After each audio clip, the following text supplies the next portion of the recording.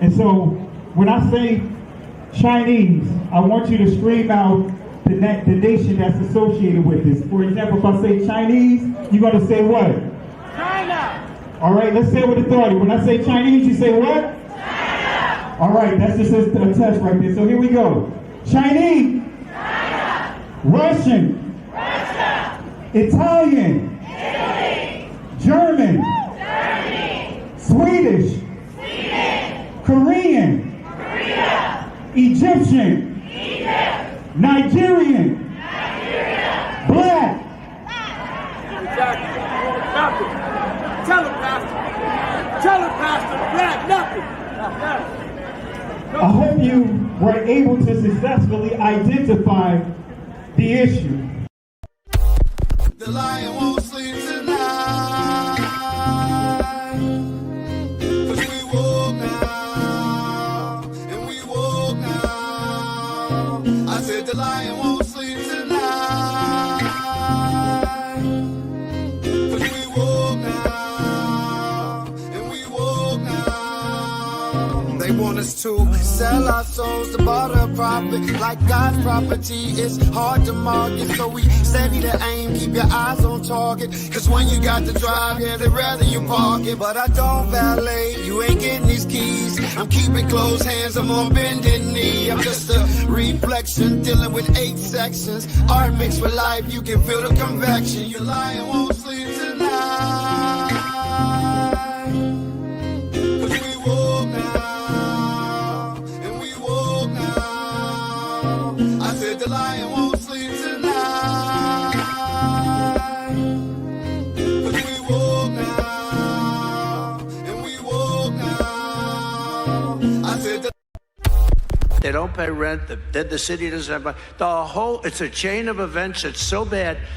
One rough hour, and I mean real rough, the word will get out and it will end immediately. End immediately. You know, it'll end immediately. We are the party of common sense. I knew that once they had open borders, all of the countries, I didn't think about all over the world. I thought in South America, it's all over the world. Last week, a lot of people came in from the Congo, a big prison in the Congo in Africa. Welcome to the United States. They came in from the Congo. They came in from the Congo. They came in from the Congo. We're going to take back our country, and we're going to make Israel great again, and we're going to make Israel great again. And we're going to make Israel great again. We're going to make America great again. We're going to make them both great again, greater than ever before. We're finishing now part 2, chapter 2. And what we've said so far is that people have free will and their actions are, some are good and some are evil. And by the way, the Rambam writes explicitly that everyone has some good actions and some bad actions. Everyone. Everyone. And he takes it for granted that there'll be a variety. We talked about the fact that this world and the next world are asymmetrical. The next world is where the majority of a person's actions, which determine his identity, are compensated. For the righteous, they exist in the world to come and they're rewarded. And for those whose major complexion is black, are excluded from the world to come. Hitler was, and the Nazis, of course, expanded on Margaret Sanger's approach to eugenics, right? Eugenics was a movement that was born in the United States under hard doctrines of racism with the intent of eliminating the tribe of Judah in the African-American community in this country, right? To eliminate them with the intent of eliminating the tribe of Judah, with the intent of eliminating the tribe of Judah in the African-American community in this country, right? To eliminate them. For a little breaking news, we are also going to be restoring the names to Fort Pickett, Fort Hood, Fort Gordon, Fort Rucker, Fort Polk, Fort A.P. Hill, and Fort Robert E. Lee.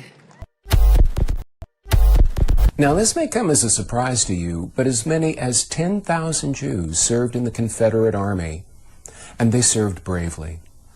There was Adolf Proskauer, a recent immigrant from Poland who fought at Seven Pines, Chancellorsville, Gettysburg, and Spotsylvania. Wounded at least 3 times, he just couldn't kill this guy.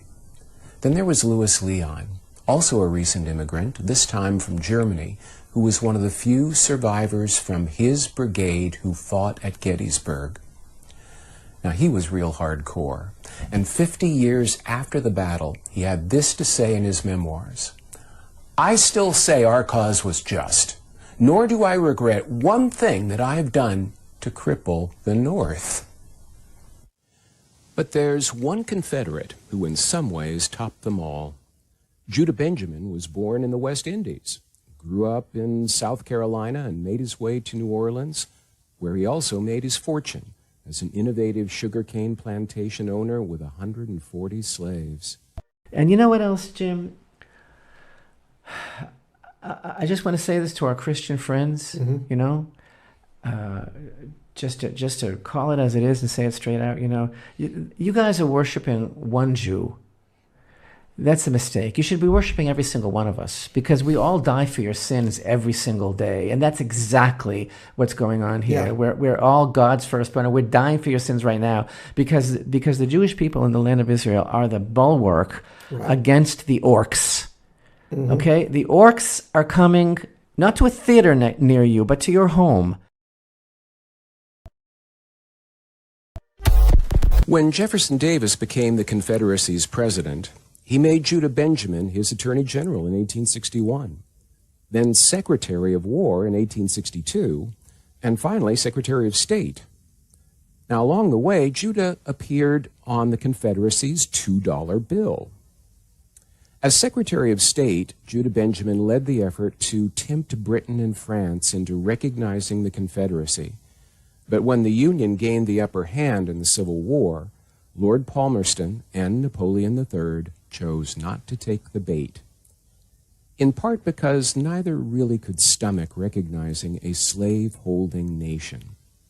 Knowing this, Judah Benjamin played his last card. The only way the South could survive would be to free at least those slaves who agreed to fight for the Confederacy. You know what you are? You're an ancient Israelite. Ancient Israel, that's who we are. That's who we are. So if you give me time, if you give me time, we don't have so many years. I know. Look at this. This is pages and pages of notes. And I promise we'll give more teaching. But here is my challenge to you. All right. I'm hearing some of your traditions. It's like the days of the Bible. Yes. Do you want to remain ancient Israelites, or you want to be Jews? You can convert to Judaism. You can't convert to a blood family. You cannot convert to a race. Judaism is a religion. That's all it is. That's what the Zionists did, except instead of a baseball team, they went to try to convince the Jews that the Jewish people are a nation, like France and like Spain. We'll get a land, that's Israel, that's our stadium. We'll get baseball bats and balls. We'll create a language. They sat down to create a language because nations need languages. They sat down to create a language because nations need languages. They sat down to create a language. They sat down to create a language. They sat down to create a language. A bunch of Aryan-looking people that comes from Eastern Europe and pretends that God gave them the land 2,000, 3,000 years ago. Right. A bunch of Aryan-looking people that comes from Eastern Europe and pretends that God gave them the land 2,000, 3,000 years ago. Right. Right? And oh no, we're the real Jews. Here's what I would like to say to you, Rabbi, since you're quoting scripture, okay? The one that's relevant to me is, woe unto them that call evil good and good evil, that put darkness for light and light for darkness. And if you'd like to dive into a little more scripture, I think what's relevant is Revelation 3:9. Behold, I will make them of the synagogue of Satan, which say they are Jews and are not, but do lie. And I'm speaking directly to you, Rabbi Shmuley. Genesis chapter 11, verse 10 explains the genealogy of Shem. Shem was a black man in Africa. If you repeat this fact, I can't laugh. If you repeat this fact, I can't laugh. Want to say peace and blessings to you, family. Hope and pray all is well with you guys. I am doing a live early during this time of the day, and some of you guys was with me late night. I mean, I'm talking 1, 2 o'clock in the morning.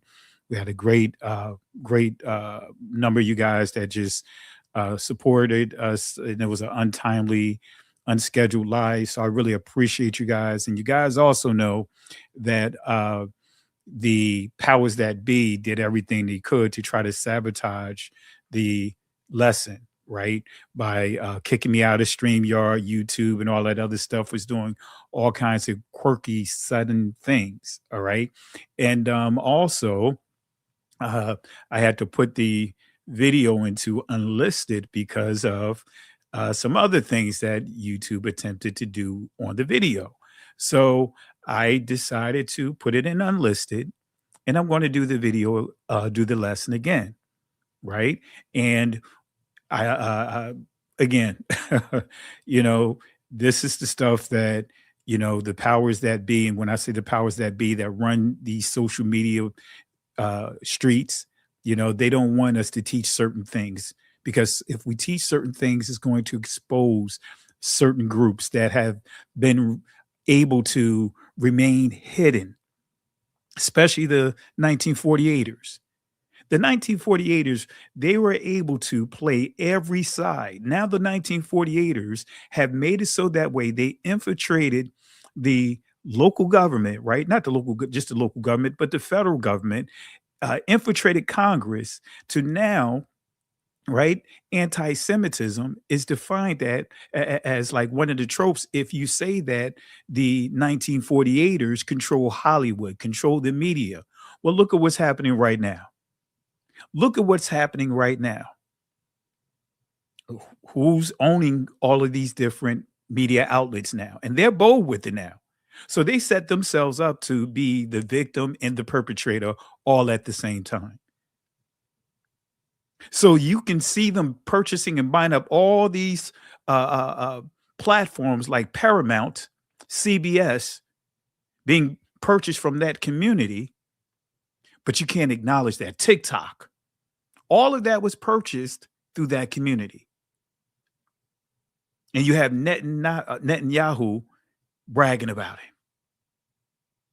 But you cannot say that they run these things, because they've been given an open, or should I say a moving document, an open moving document, right? A working document. That's the term I really want to use. A working document that they have a law, right, passed for their community, that they have an open working document that the law actually points to their channel, a website. So what basically saying, whatever they say anti-Semitism is defined on this website, that's what it is. So that means they don't have to go through Congress. They don't have to go through that process even to amend any of the amend those, that bill, they amend whatever they what anti-Semitism is. They could change it on the fly. They could just change it on the fly. So this crafty council is not playing, family. This crafty council is serious. But I want to make sure that we understand this. We understand this. This is where we have to develop, or should I say, like in Juice, like Tupac said in his movie, right? The character, right? Said we have to get our feet up underneath us. We have to put our, really put our feet, or get our feet up underneath us, and make it clear that do whatever you want to do, right? With this commander-in-chief that's in the office right now? What is he doing? What is this administration is doing? But it didn't start with this administration.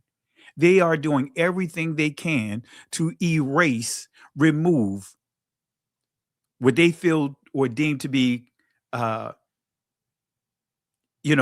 key contributions to this country.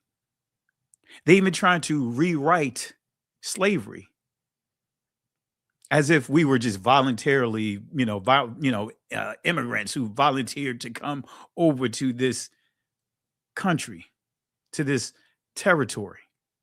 They're rewriting everything. And as you heard in the clips, this commander-in-chief, he's, now restoring the Confederate names. And guess what? Many of those names come from the 1948ers. See, they've always positioned themselves to be on both sides of the fence. Have you guys noticed that? They always positioned themselves to be on both sides of the fence, especially when it comes to our community. Let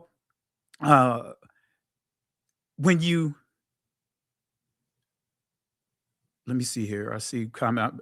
Let me make this clear before I go on. I want to say trolls, or should I say moderators? Control the trolls. Control the trolls. Kick them out of here. Right? And I want to make this clear for the trolls that are trolling, because that's what was happening last night.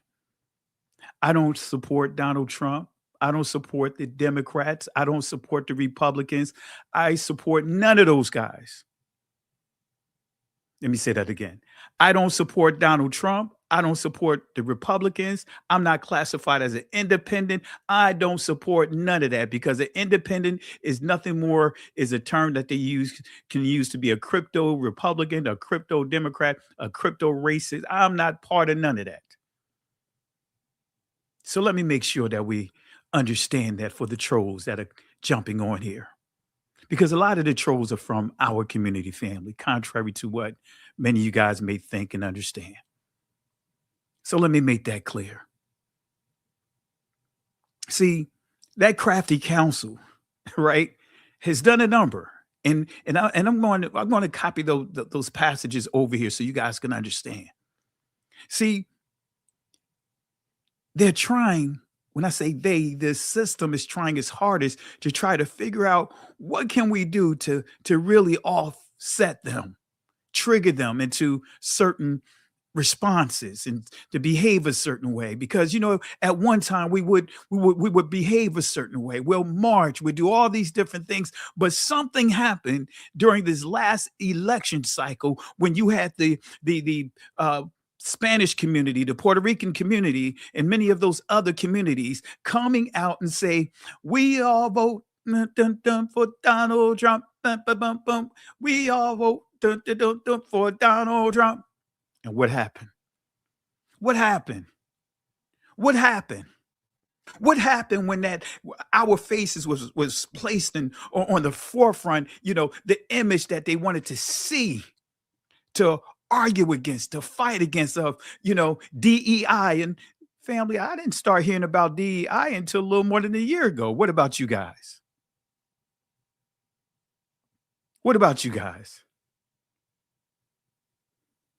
What about you guys? Did you start hearing more and more about DEI just a little more than a year? And guess what? We didn't benefit from DEI. You know what community benefited from it? The ones that benefited the most from DEI are the ones that's crying the loudest. You don't see our community crying the loudest because we didn't benefit from DEI. The benefits, the people that really benefited from DEI was the Caucasian woman, the Caucasian man. And what is the classification of the 1948ers? Come on now. Come on now. The Caucasian man is at the top of the food chain and with the veterans, top of the food chain, even when you start dealing with the LGBTQRSTUVWXYZ You know what I mean? That community, who's at the top of all those communities? At the bottom of the list is our community. Come on, family. Affirmative action, who benefited the most from it? See, all these different things that they created for themselves, right? To build themselves up, they had to put our faces on it so that way they can benefit from it. They can rally the troops and say, that's them. Like, President Reagan, welfare queen. But who are the perpetrators of welfare fraud? What are some of the biggest cases? I suggest you guys look it up, and you see multiple cases up in New York, up in New Jersey, of a 1948er community, very well off. Oh, come on now. We can lay it out.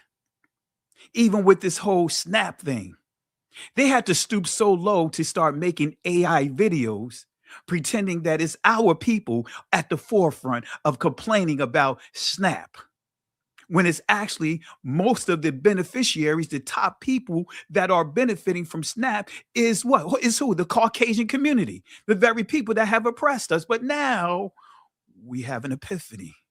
You see a paradigm shift.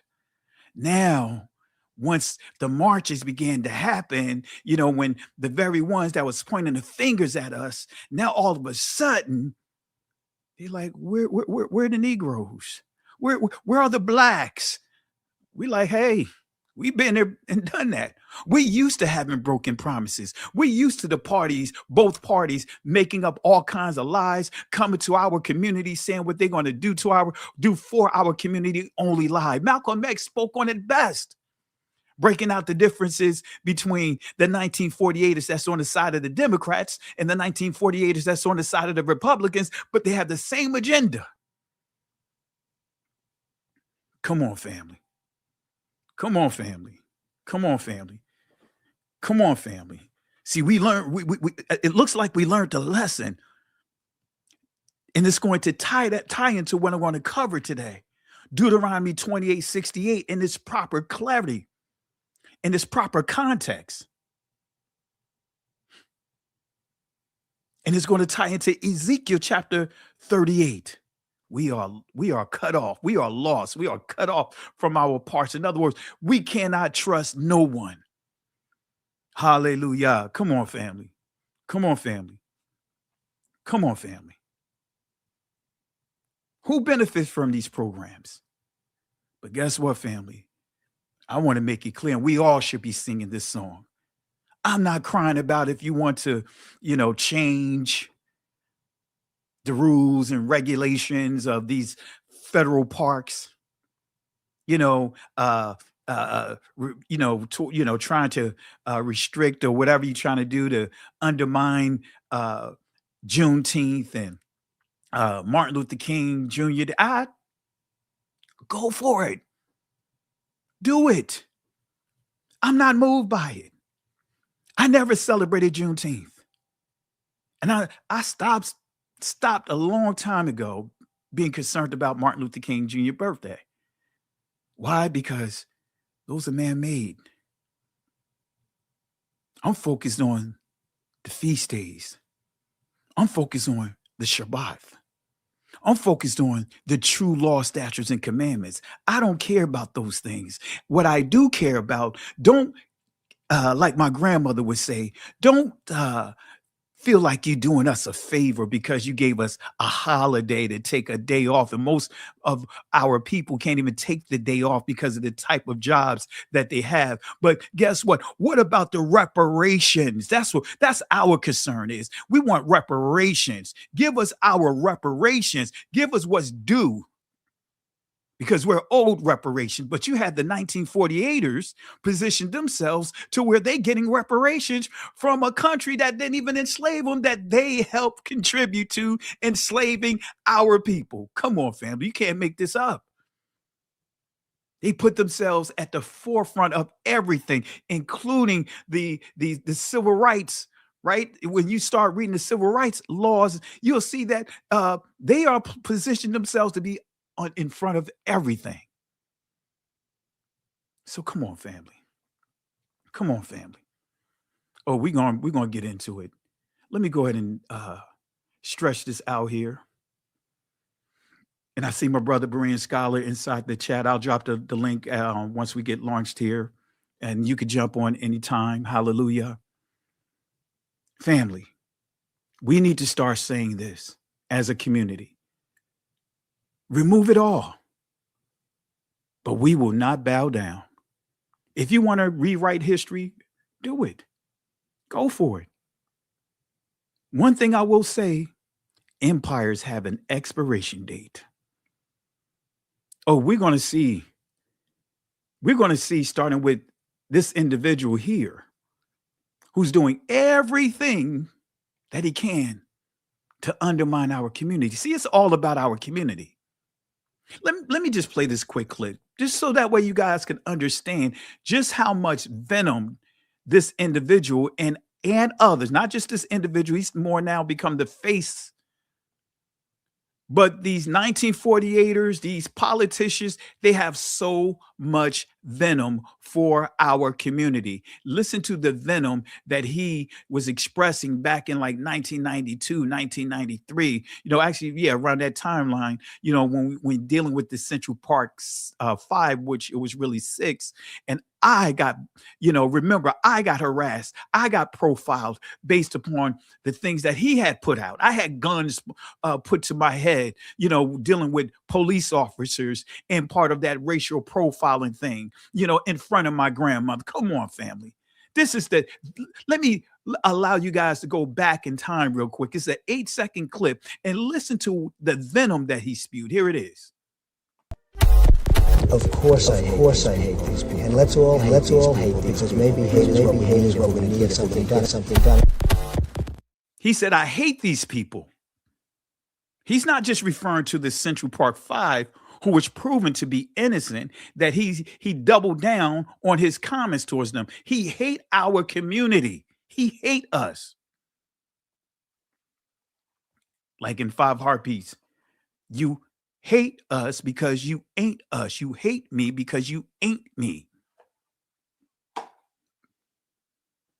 Oh, come on, family. We want to see the house of cards collapse. We want to see it happen. Oh, because now we're starting to what? Understand. We can't depend on these governmental systems. We cannot depend on these religious systems, all these systems that was created by man. We cannot depend on Christianity. We cannot depend on Catholicism. We cannot depend on Judaism. We cannot depend on Islam. We cannot depend on Hinduism. We cannot depend on any of those religious systems. None. Now we're cutting ourselves off. Now we're tying into the prophecies that Ezekiel talked about. Can these bones be revived? We're there.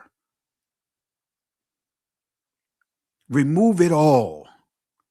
We will not bow down to you, Nebuchadnezzar. You can come up with all kinds of sneakers, gold sneakers. You can come up with all kinds of slogans. We will not bow down, even if you have to throw us in the belly of the beast, throw us into that fiery furnace. Come on now, they were Negroes. When they were thrown into that fiery furnace, we can handle the heat. That's why we got this melanin, right? We got this melanin, right? We can handle the heat. In the height, guess what happened? Y'all know the story. Nebuchadnezzar was like, wait a minute, didn't we throw 3 of them inside there? But I see 4. Guess what? We were walking around. Our ancestors were walking around inside the belly of the beast. And then all of a sudden, someone let a draft in by opening up the furnace. And hey, come on, we know how to adjust to adversity. We know how to adjust to roadblocks, and we know how to adjust. We've been adjusting since we've been scattered. We know how to adjust, family. Every captivity, we know how to adjust, family. Even at the height of segregation, We was the most prosperous community of them all, the most educated community of them all. It's on record, family. Don't let anyone tell you different. We had the prosperous communities. Anyway, let me go ahead and get into it, family. Let me go ahead and get into it. Remove it all. We will not bow down to you. All right, let's build on this. So you guys already saw these video clips in the beginning, but I'll play this video clip again. Actually, I'm not going to play this one. I'll go to the next one.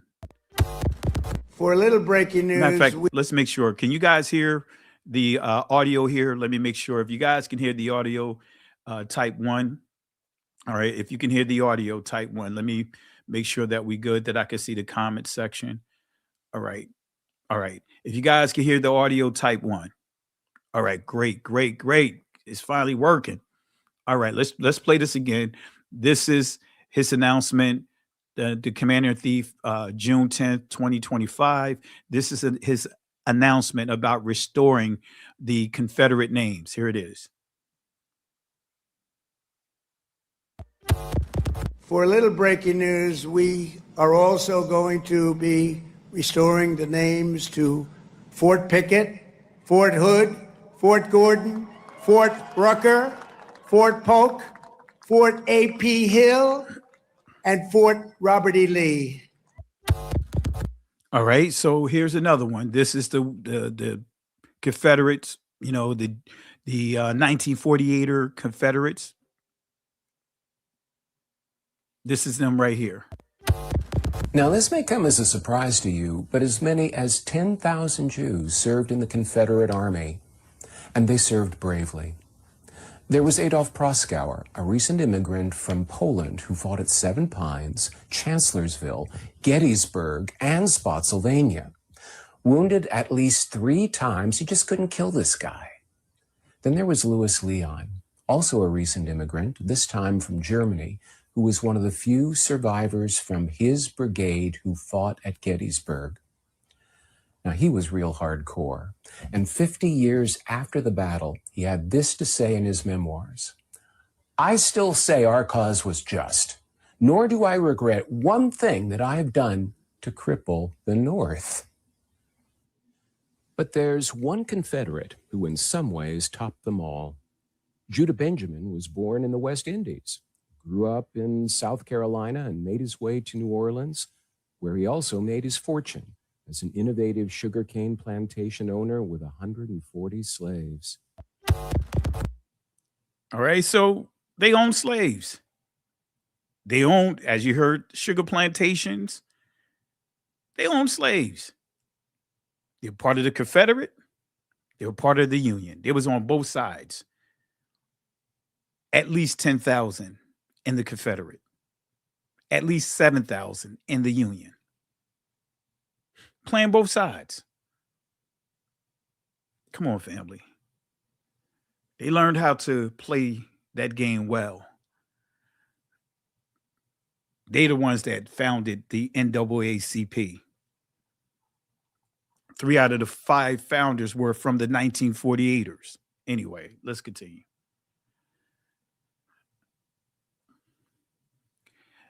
This is a reminder of Deuteronomy 28:68. Let me say this again. This is a song that confirms Deuteronomy 28:68. This is the Star Spangled Banner. You guys remember this song, but most don't even truly understand that this song was a song that was pretty much grounded in racism. That's what I meant to upload. I should have uploaded some video clips explaining this, but it's all good. But this is the 3rd stanza. Let me read from the 3rd stanza. Let me zoom this in. Let me zoom this in. Where is my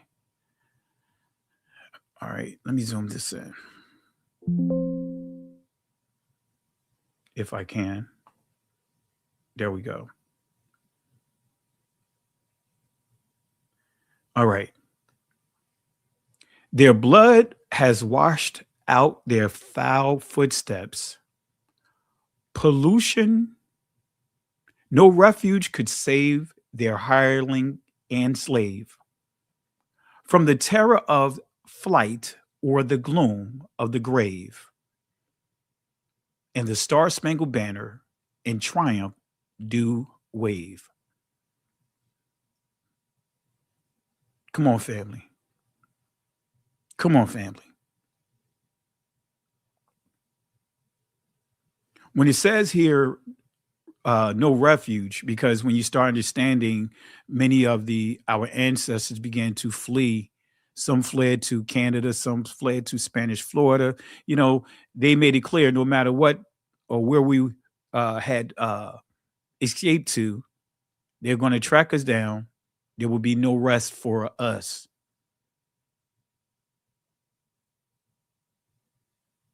No rest for us. Moderators, you guys know what to do. If anyone is getting off topic, give them a warning. And if they don't listen, put them out the chat.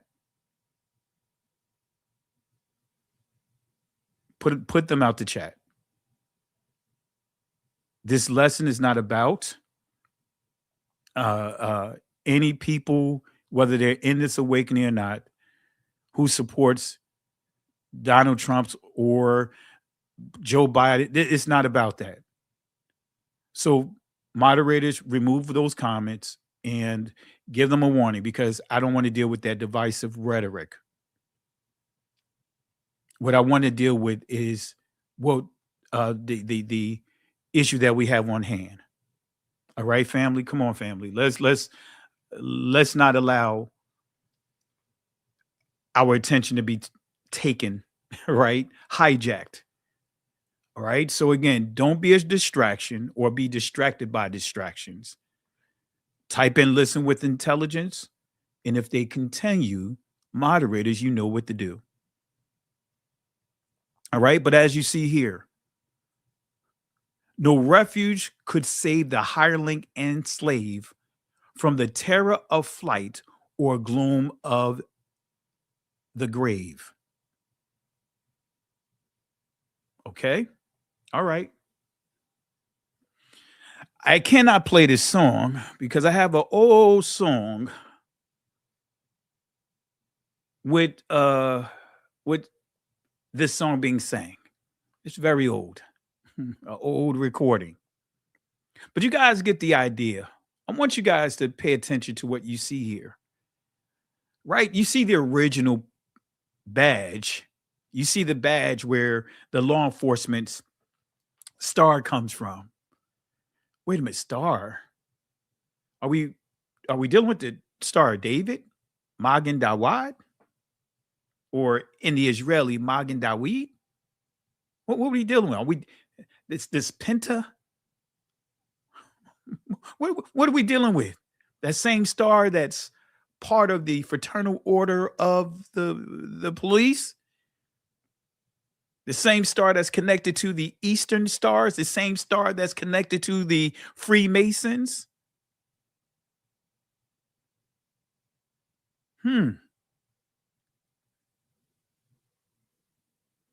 Look at here. Plantation police. Let me say that again.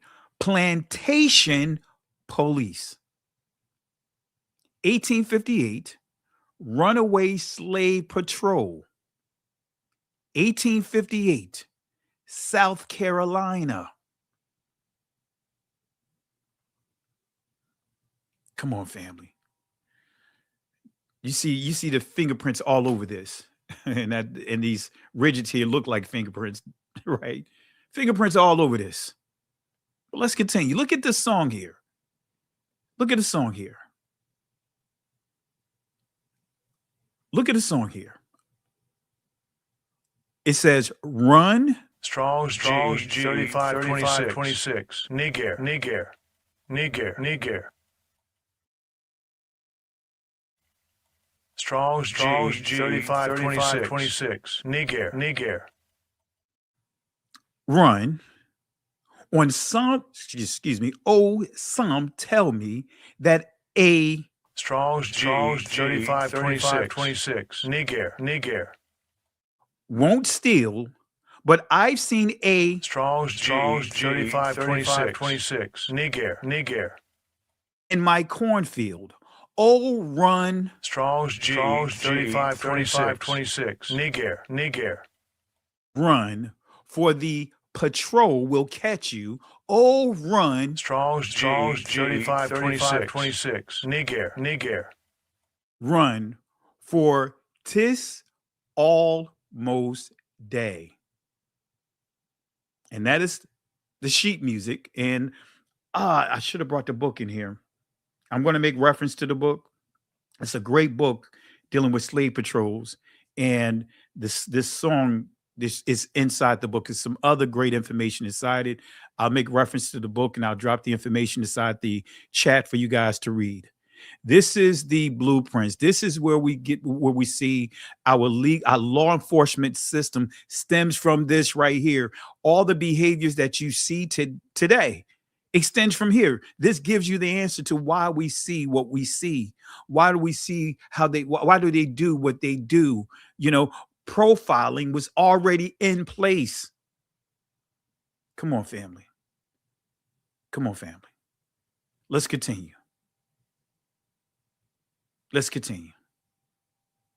All right, let's continue. Deuteronomy 28, starting at verse 49. Yahweh shall bring a nation against thee from far, from the end of the earth, as swift as the eagle flieth, a nation whose tongue, a nation whose language thou shalt not understand. The eagle, huh? The eagle is connected to the Romans.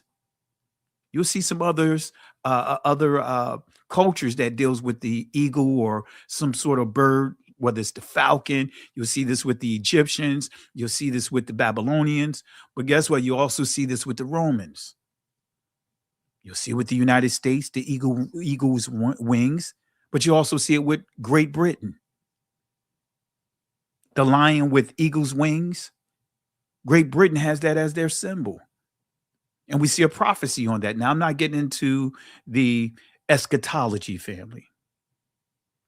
But anyway, Yahweh shall bring a nation against thee from far, from the end of the earth, as swift as the eagle flieth, a nation whose tongue thou shalt not understand, a nation of fierce countenance, which shall not regard the person of the old, nor show favor to the young.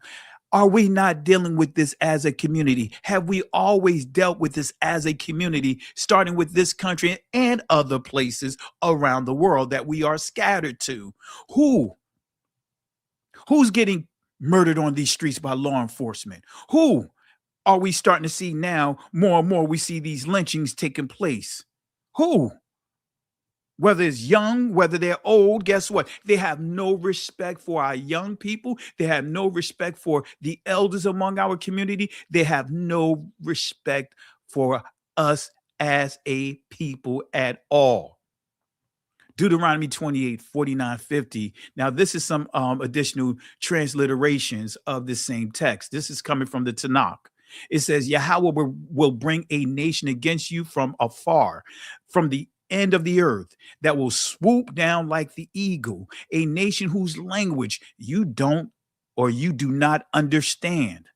Doesn't mean that we are illiterate, but there's a language of hatred that was foreign to our community, because many of our ancestors that was on those slave ships, they spoke many languages. And also one of the languages that goes under the radar is called Insibiti, which is a language of symbols, a language that only our people would be able to understand and articulate and communicate. A special language, especially that was popular on the west coast of Africa. So we just didn't understand this English language. We didn't understand the language of our oppressors that's filled with indefinite articles that's very generic, that can mean all kinds of things, that it can 1 minute it can express the truth and the next minute it can express lies. It can give expressions of hope, and really you thinking it means hope, but at the same time it means hatred. This is that system. This is that language that comes from the descendants of Japheth, that comes from what is called the Proto-Indo-European language by way of the Germanic language. And you know, German, the word that is used for German is Ashkenaz, right? And the name for the people is Ashkenazi. Oh, come on, family. That same language that the Northmen or the Norsemen, which are called the Vikings, stems from, the same people that the Khazars stemmed from, the same people that, of course, we know the Ashkenazi stem from, the same people that the Polish, the Ukrainians, same people that comes by way of them, in a group also called the Scythians. Oh yeah, you can see why they make it a point when I teach certain teachings like this, they have to do all kinds of things with the system to manipulate, to modify, so that way, guess what? The notifications don't go out. Suddenly we're having issues with the internet. Suddenly we having issues with the streaming, and I get kicked out. Oh, come on, family. They don't want us to teach this. Oh, but let's continue. Verse 50, a ruthless nation that will show the old no regard and the young no mercy. It shall devour the offspring of your cattle and the produce of your soil until you have been wiped out, leaving you nothing of new grain, wine, or oil of the calving of your herds. So think about this, family. That's slavery. Transitioned over to the sharecropping. It was still slavery. That's what they were doing to our ancestors. And guess some of the beneficiaries of that system? The 1948ers. Sugar cane or plantations. Guess what? That's where you get Domino Sugar, which was one of the top sugar companies who were owned by the 1948ers.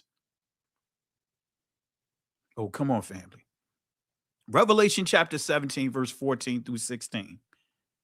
These shall make war with the Lamb, and the Lamb shall overcome them, for he is Lord of lords, King of kings. But you guys know from the Ethiopian language, which is a Shemitic language, right? You see the word Negus, Negus, which means a king, which means a leader, which means a ruler. Negus comes from the root within the ancient Ethiopian language before it was interpolated. When it only had the it was also called Nagas or Naga. Naga, Nagasta. Being that it's a Shemitic language, right? Guess what? That means that there is a Hebrew language that is a Shemitic language, right? That has the word that is comparable to it, which is called Nagad, because it has a Dalath on it.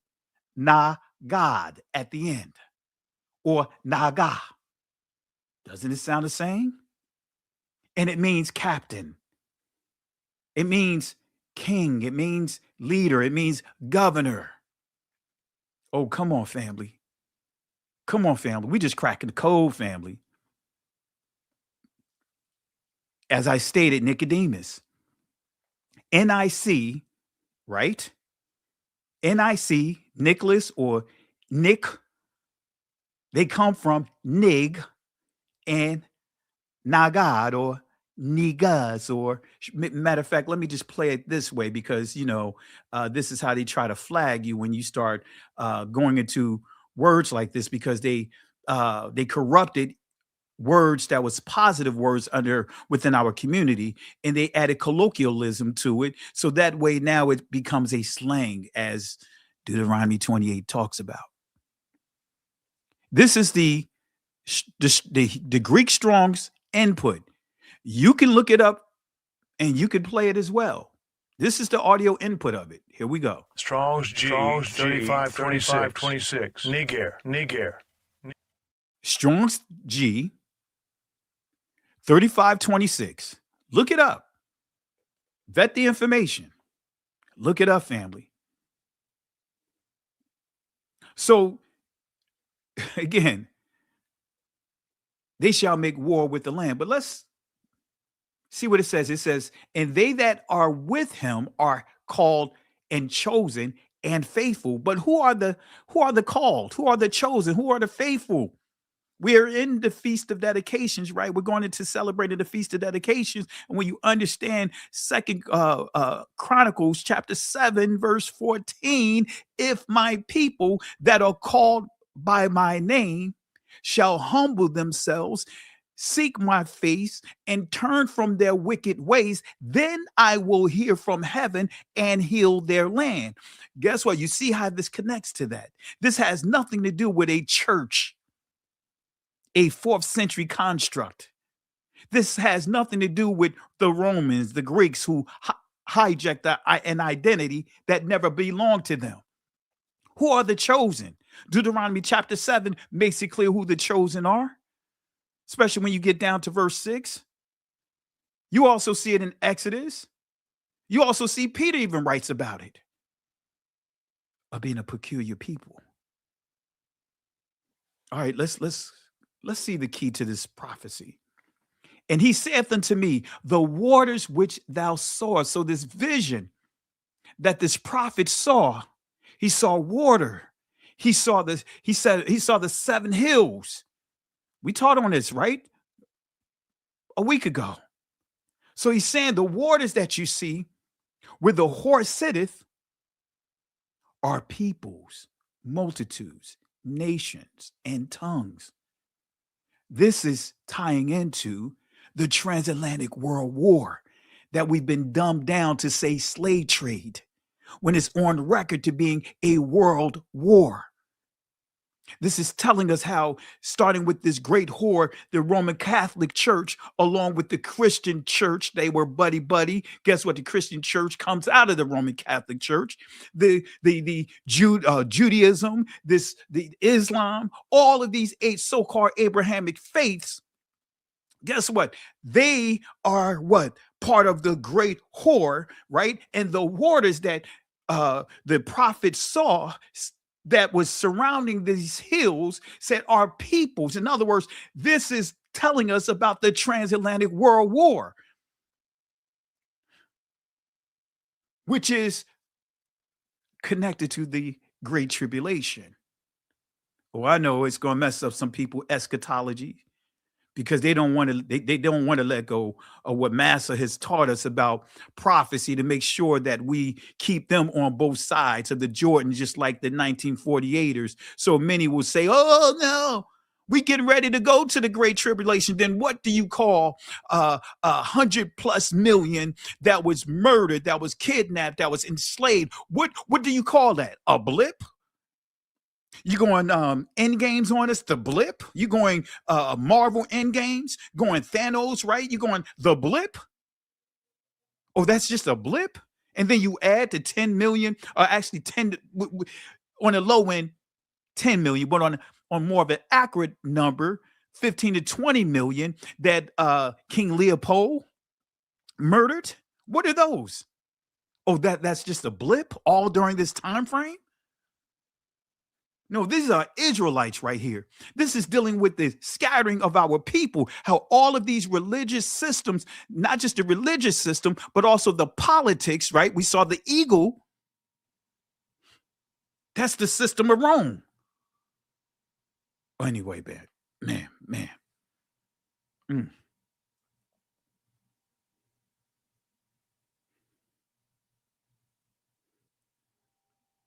28. Oh, excuse me. Deuteronomy 28 and verse 29. Let me drop the link in here because I see my brother is in the chat. Let me bring him in while I continue here. I don't want to forget. Almost forgot. Let me see here.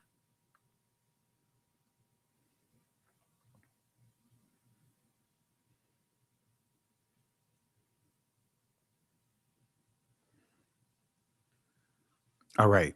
I'm going to say this. I'm not getting into the Native Americans. I'm focusing on our people because not all the Native Americans were our people. We got to be real about it. We got to be real about it. And it wasn't 100 million. And I respect the scholarship, but it wasn't 100 million. And many of the Native Americans had our people as slaves. That's just a fact. I appreciate it, but I've did lessons on this. I actually did lectures on this. So I don't want to have our atrocities that occurred to our people to be hijacked with other people. I'm not even focusing on Native Americans because Native American is a generic term. Now, were there Negroes, as far as Native Negroes that was here? Yes. That was Hebrews? Yes, it's documented. Because the Caucasians didn't get here first. The Norsemen, the Vikings, those guys didn't get here first.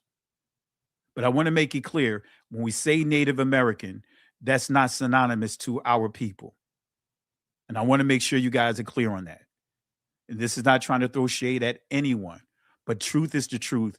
And we cannot allow our truth to be diluted, because in many of those spaces, we can get into this thing of start inserting things like, where was the slave ships? And we're not going to do that. We're not going to do that. And I'm going to say this again. Please don't hijack the narrative. I'm making it clear that not all the Native Americans were Negroes. And I'm going to leave it at that. If you have any questions, send me an email offline. But we're not going to debate this on the floor here. Not going to allow this to hijack the discussion. Because guess what? My great-grandmother and my grandmother was full-blooded. It's on record. I could go into those discussions, but I'm not. With that being said, let me bring my brother on and we're going to continue here. Brother, keep slinging the truth, the whole truth and nothing but the truth. Hallelujah, hallelujah, hallelujah. And that's what we need to hear, because there's so many people out there saying we need to talk about what happened to our people. And you're right. Our people was here. Some of our people were here, but everybody that was on this land wasn't our people. So exactly. And that tends to happen. And I'm sure you experienced it a number of times. Whenever we start talking our history, the playbook is bring up other cultures' history. Bring up Egypt, bring up everything else, but it's not, and that's what they want us to do. They want us to point everywhere else but the right place. And think about this, right? When we deal with slavery. Oh, other people had slavery too. We're not dealing with other communities.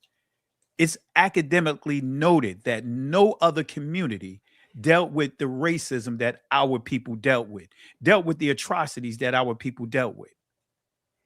That's a fact. That's a fact. The transatlantic world war was connecting it with the Arabic slave trade, which I still call it a war. There's nothing comparable to that period. You can say something, Berean Scholar? I had to deal with that comment in a chat, a comment in my one of my videos about that slavery thing, about war without slavery, and I went in on about looking up the word chattel slavery. Nobody, and they was talking about how the other tribes sold our people into slavery. But see, the people sold our people into slavery because they thinking war slaves. Like everybody else do, you're a prisoner of war, you serve a while, you get out. Or you're indentured slavery.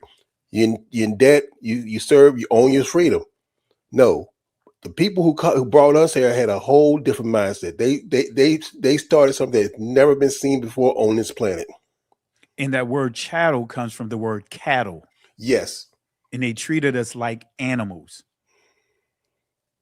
To your point. So family, to Berean Scholar's point, Pastor Miller's point, let's start with our community.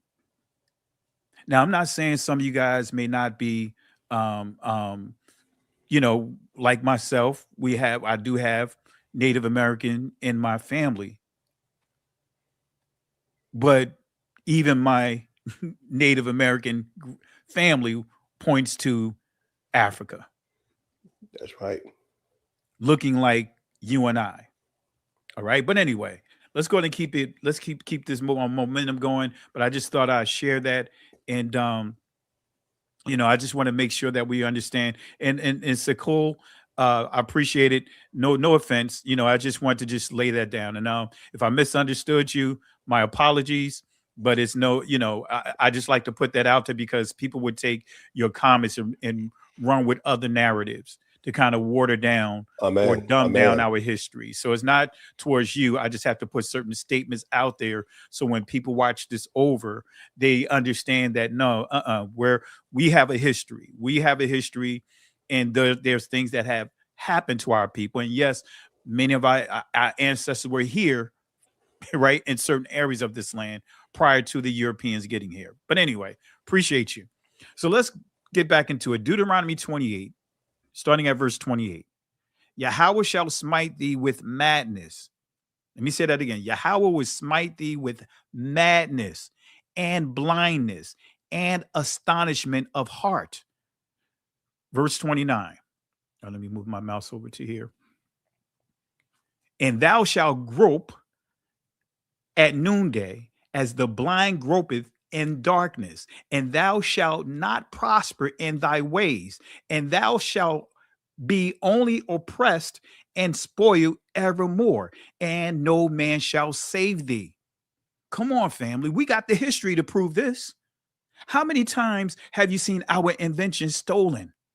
Matter of fact, during the slavery times, even after that, we weren't allowed to have patents. We weren't allowed to have patents on any invention. So guess what? It was given to the white people, our oppressors. That's how they got it. In this facts. Property cannot what? Control property. Property cannot what? Have patents. Property could not purchase property. We were property. We were would be under the I want to say either the fourth Article 4 or 5 of the Constitution.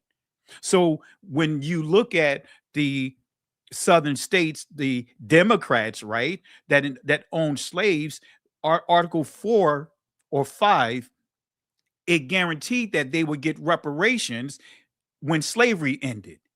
It guaranteed that if the government say, hey, no more slavery, so the government had to give them back reparations on every slave that they owned. And guess what? And we fell under the property, the articles of the property. It don't say slave, but it says property. We were property. You just gonna say something, Berean Scholar?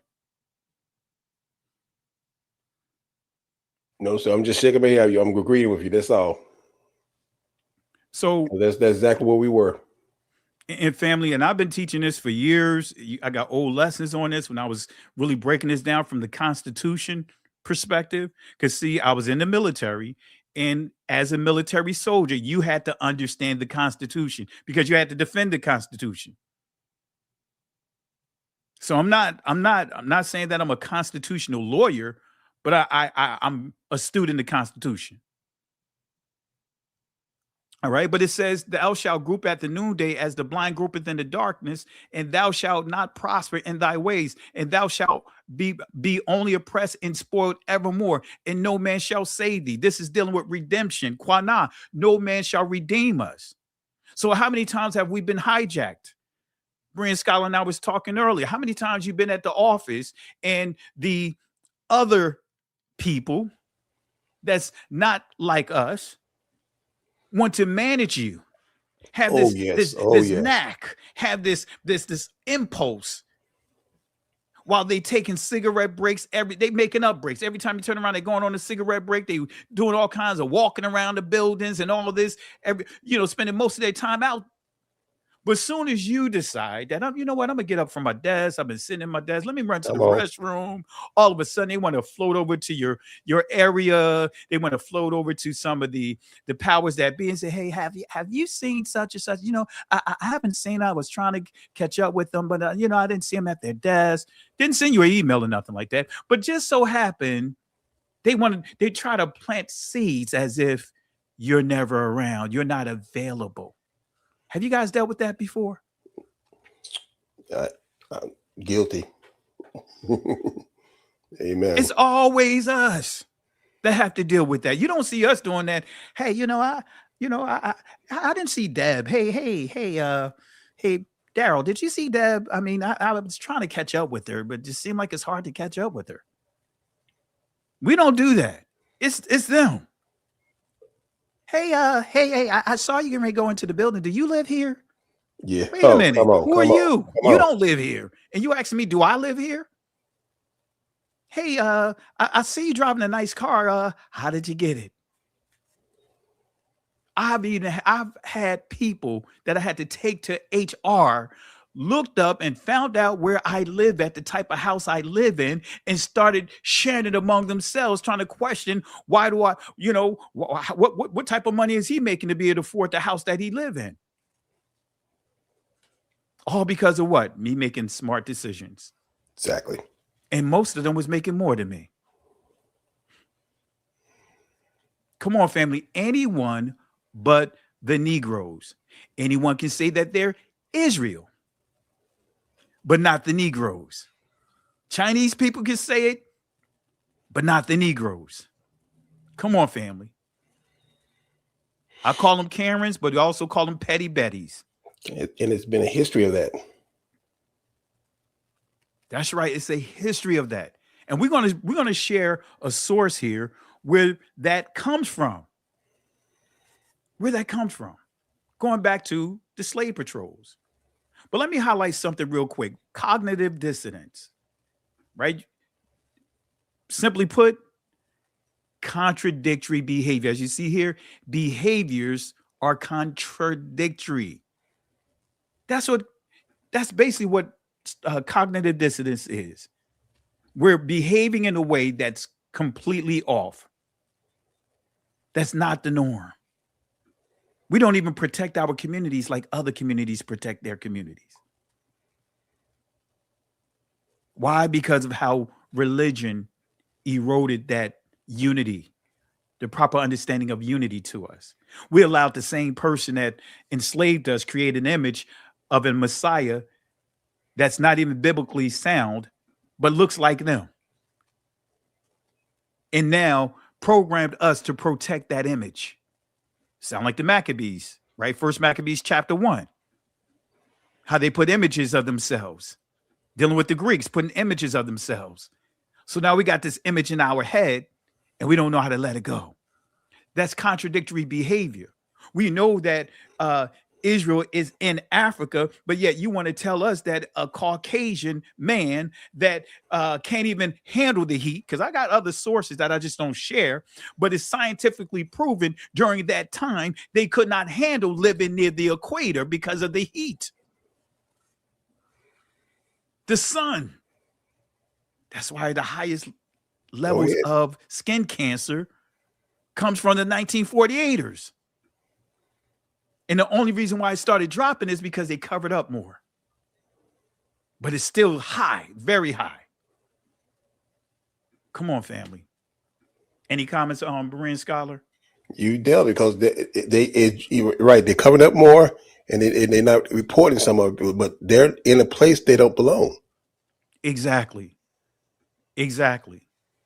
I have sources with scholars saying even their bodies, their anatomies, there's no proof that they were ever subjected to any slavery, any harsh labor that requires building large structures. Oh yeah, they can prove that, family, just with our anatomy, to prove that we come from a line of being enslaved. So cognitive dissonance also, as you see here, inconsistencies in our mind. How did it get there? it's proven that traumatic experiences can alter your anatomy, your reproductive system. All right. Not going to get into that. Stockholm syndrome. So we have cognitive dissonance. We have Stockholm syndrome. And Stockholm syndrome is pretty simple. It's this, as you see here, the psychological tendencies of a hostage to bond with, identify with, sympathize with his or her captors. Are we not dealing with that now?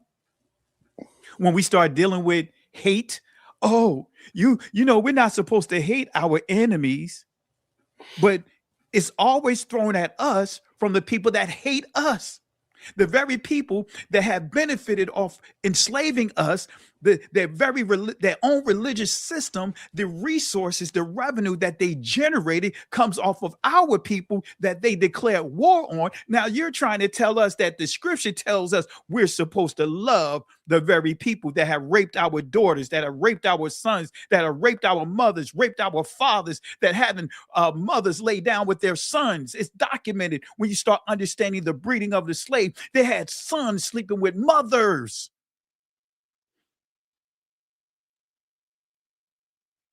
And we allowed them to teach us what love is. We allowed them to teach us what hate is. We allowed them to teach us what redemption is. We allowed them to teach us what reconciliation is. Oh no, family. We're gonna have to start getting that pushing that narrative or that thought. Return to sender. You get a package in the mail that you know is not yours. Return to sender. All right, guys. There's sons sleeping with mothers, and we perpetuate that word.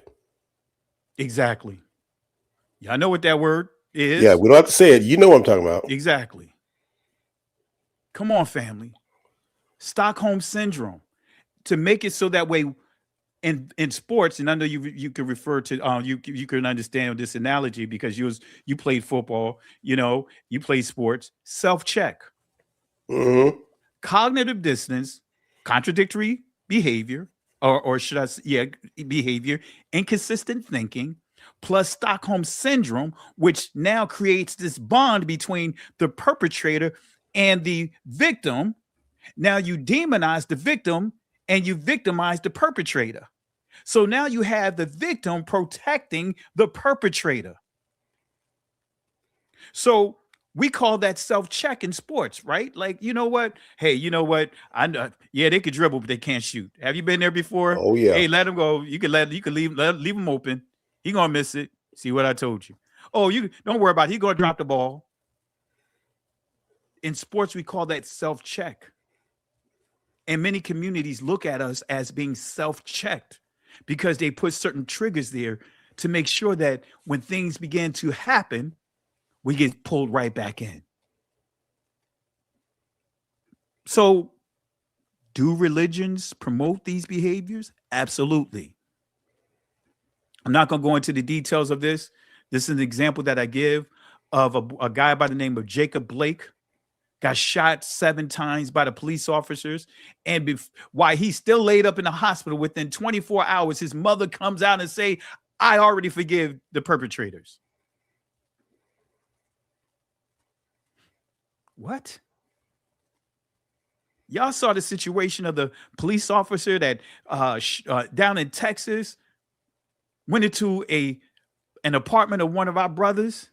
Yeah. At 2 a.m, killed him in his own apartment. And what happened? She's at court. The judge give her a Bible. The bailsman, or bailiff, or whatever you call it, they fixing her hair. The father saying, hey, can I give her a hug? The brother saying, can I give her a hug? What kind of stuff is that? Had it been one of our people that committed that crime, guess what? It'd be off of their head. They'd be dead before 24 hours. Death penalty. We wouldn't be doing all of that stuff, but that is Stockholm syndrome and also contradictory behavior. So let's connect this with another behavior. So Stockholm syndrome multiplied by what's that? Cognitive dissonance right?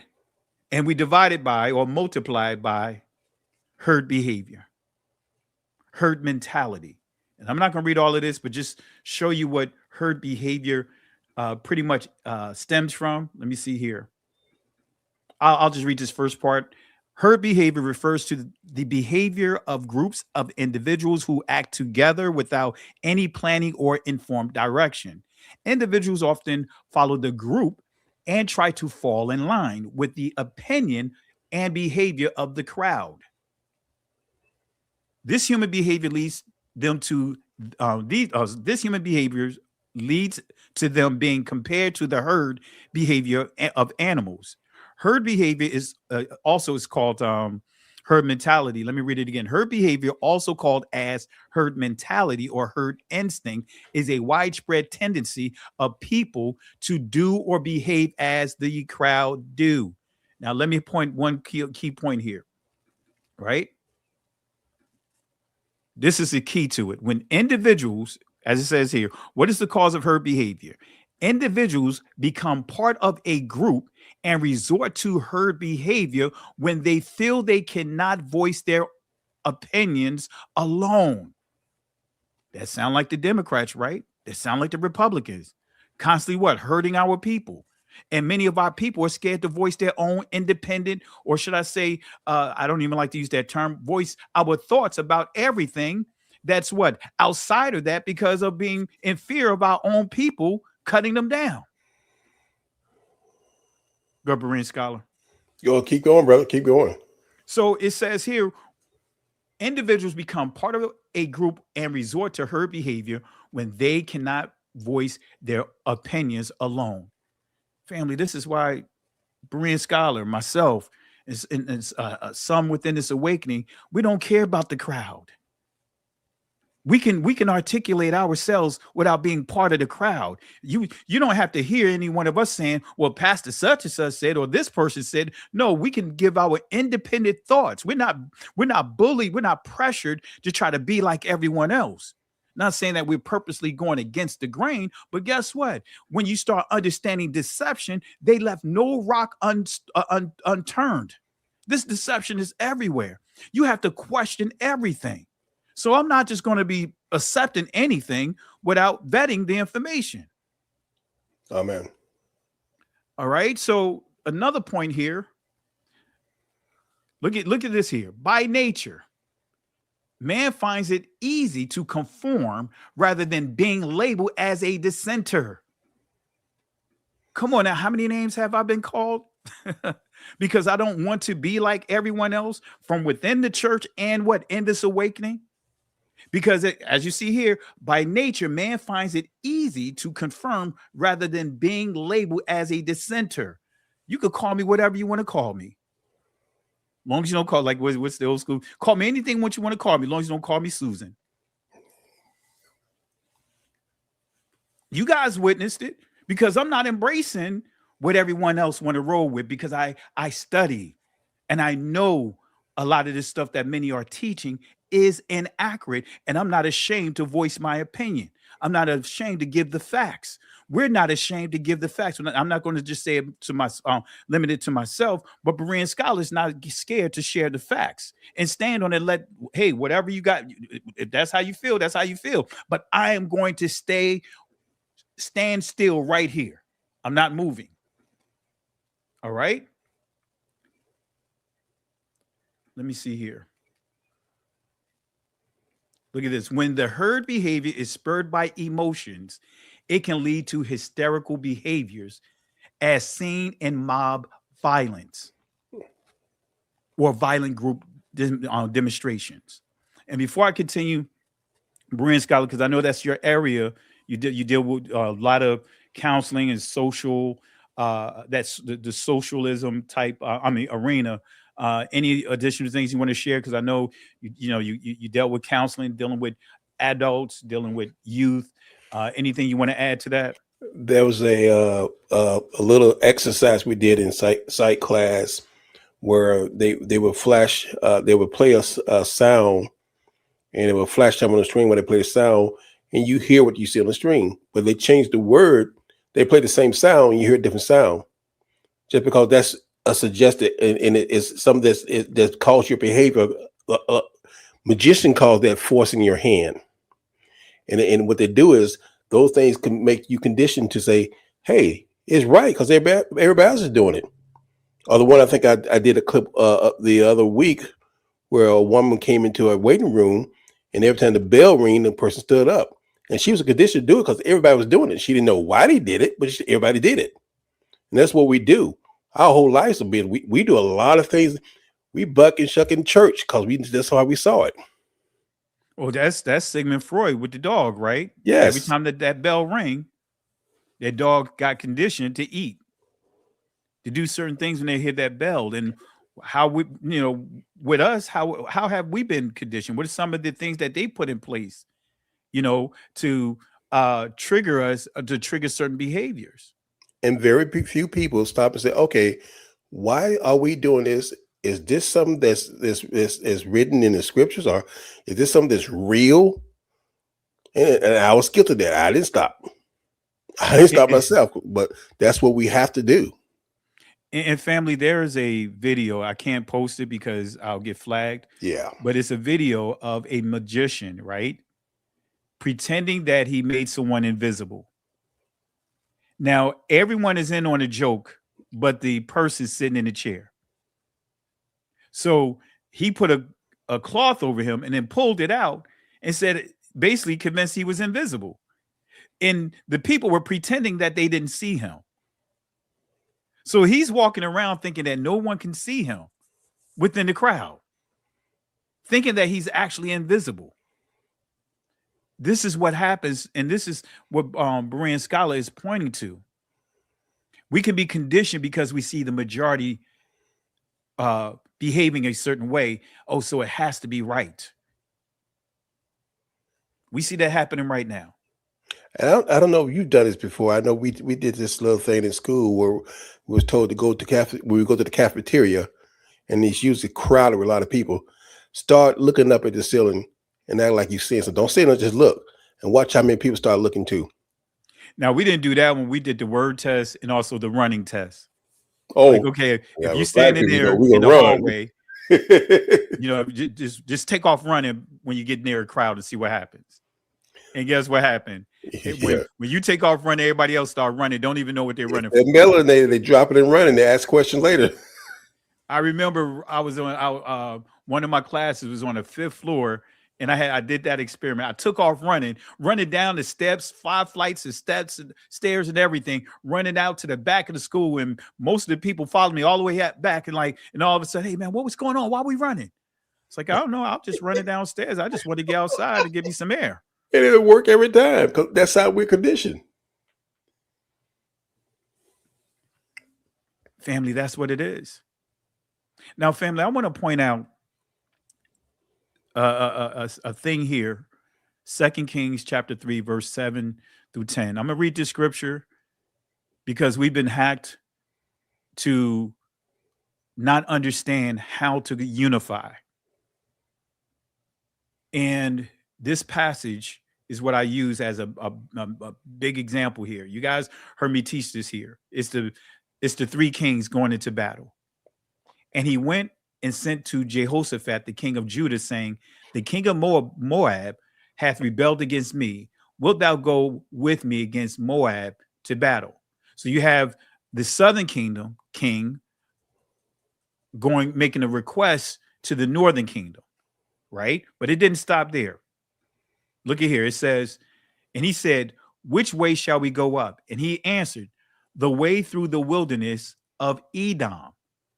So now we're dealing with the Edomites. So you had the northern kingdom, the southern kingdom, who was already beefing with each other. Now they realize that they have to go through this territory of the Edomites. So the king of Israel and the king of Judah, and look at what it says, and the king of Edom, and they fetched a compass of 7 days. So now you see the northern kingdom, the southern kingdom, and the Edomite king coming together, unifying to go against a bigger threat, which is the Moabites. Why am I making this point? Family, we have to understand, like Malcolm X learned, and understood when he, towards the end of his death, that he could knock Martin Luther King's approach? And you'll notice how he started taking on some of Martin Luther King's approach. And then you'll see how Martin Luther King started taking on some of his approach. Martin Luther King was really, you know, he was giving the business. He was really more aggressive in his speeches towards the end. Go look up the video, Give Me My Check. Yep. There was nothing weak about that.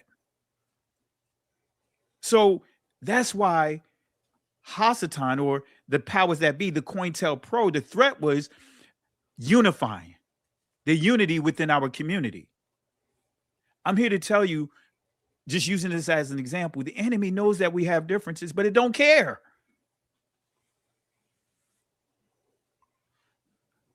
Our differences, guess what? There is a bigger fight that don't care about our differences internally.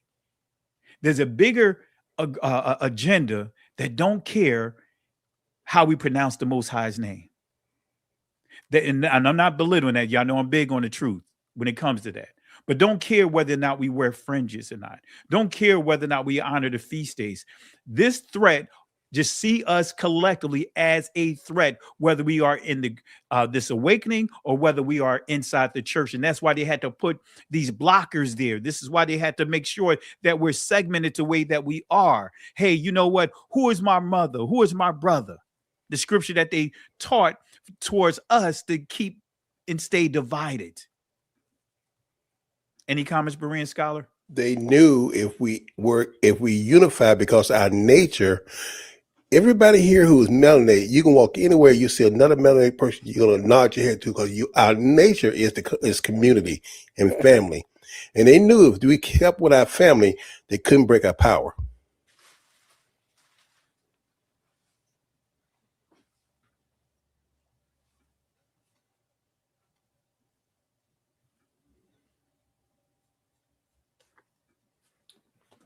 Sorry about that, Berean scholar. I had to step from my desk real quick. I didn't hear your last part of your comment. I was saying they knew that our nature is community and family, because every melanated person, when you walk into anywhere, you see another person that melanated, you nod your head, you say hello. That's who we are. And they knew because they knew who we were, if they allowed us to stay together, they couldn't break us, because family was our strength. Man, I lived in the projects, and I know this is not just just isolated to the projects, but it's part of our community. Man, if someone moved inside that building, guess what? The people went to greet that person. My grandmother would bake a cake, right? Hey, could you go to the third floor and ask sister such and such, tell her I need a cup of sugar. All right, you go down there, you get the sugar, you go on another floor, you're getting flour. By the time my grandmother baked her cake, hey, take this cake down to such and such floor. That's how it used to be. Yep. And guess what, family? I'm not talking about in the 50s. We're talking about the 70s and the 80s. And 80s, and a little bit of 90s. And a little bit of the 90s. Things have changed, family. So let's go to another portion of the behavior. I want to deal with this book here so we can start still tying in to our overall discussion here. I want to deal with the oath of this slave patrol. We want to deal with the slave patrols. We want to deal with the behaviors of this legal system and why we go through what we go through. Why are we subjected to what we're subjected to? Why we see everyone within that's descendants of our oppressors feel like they are empowered to monitor our people.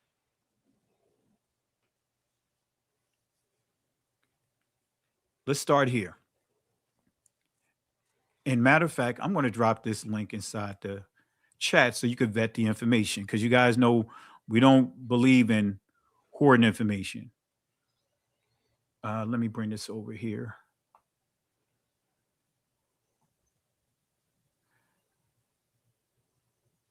All right, let me copy this over.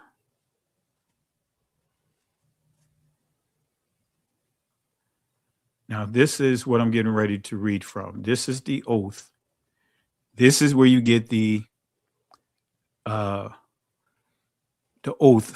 of the police force from. Here we go. All right, here it is right here. That's the oath. This is what I'm going to be referencing here. The lawenforcementmuseum.org. Look at here. I state your name, and as you see here, slave patrols, an early form of American policing. And this is the Law Enforcement Museum. I state your name, do swear that I will, as searcher for guns, swords, and other weapons among the slaves in my district, faithfully, and as privately as I can, discharge the trust reposed in me as the law directs, to the best of my power, so help me God. Slave Patroller's Oath, North Carolina, 1828. Okay, let's continue. Revelation 13, verse 16 and 17. He causes all, both small and great, rich and poor, free and bond, to receive a mark in their right hand. Now, understand this, family. When you start understanding the significance of the right hand, and I'm not sure if you guys have been taught this, but from a business, just starting with business, your right hand represents security, closing out, finalizing deals, or ending discussions. That is the handshake of agreement. Am I right, Berean Scholar? Yep. Whenever even as men, when I was a kid, I was taught how to shake with my right hand and shake firmly. You couldn't give a weak handshake growing up where I grew up at, in the household I grew up at. You had to give some firmness. But your right hand is what you close out discussions, close out business deals. You close it out with your right hand. The Hebrew word, right, that you'll see that's synonymous to this is aman. Aman, in the Greek pronunciation of it, is amen or amen. Ancient Hebrew is aman. It means, right, consistency. It means confirm, confirmation, to be true. It means permanent. But the key that you'll see there is go to the right hand. The high priest understood how to what? Go to the right hand. The right hand of who? The Father.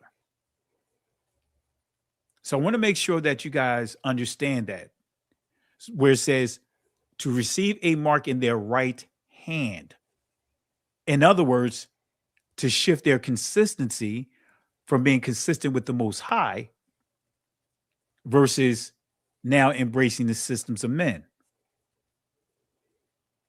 So when you see mark in their right hand, this is not like we always want to run with, like it's a computer chip. That notion has been around since prior to the millennium, turn of the millennium. Berean Scholar can attest. We started hearing computer chips back in like 1997, 96. That was part of the end time prophecies discussions. And I was a straight geek in that. So to receive, go ahead, Berean Scholar. And as you said, the right hand is something that's in the scripture. Even the Most High used that analogy because he brought us out with his strong right hand. Exactly. And we know you in the Baptist church, you enter the church with the right hand of fellowship. Exactly. Confirmation. And you're confirming that whatever is said, that you're confirming the truth, that you're sincere.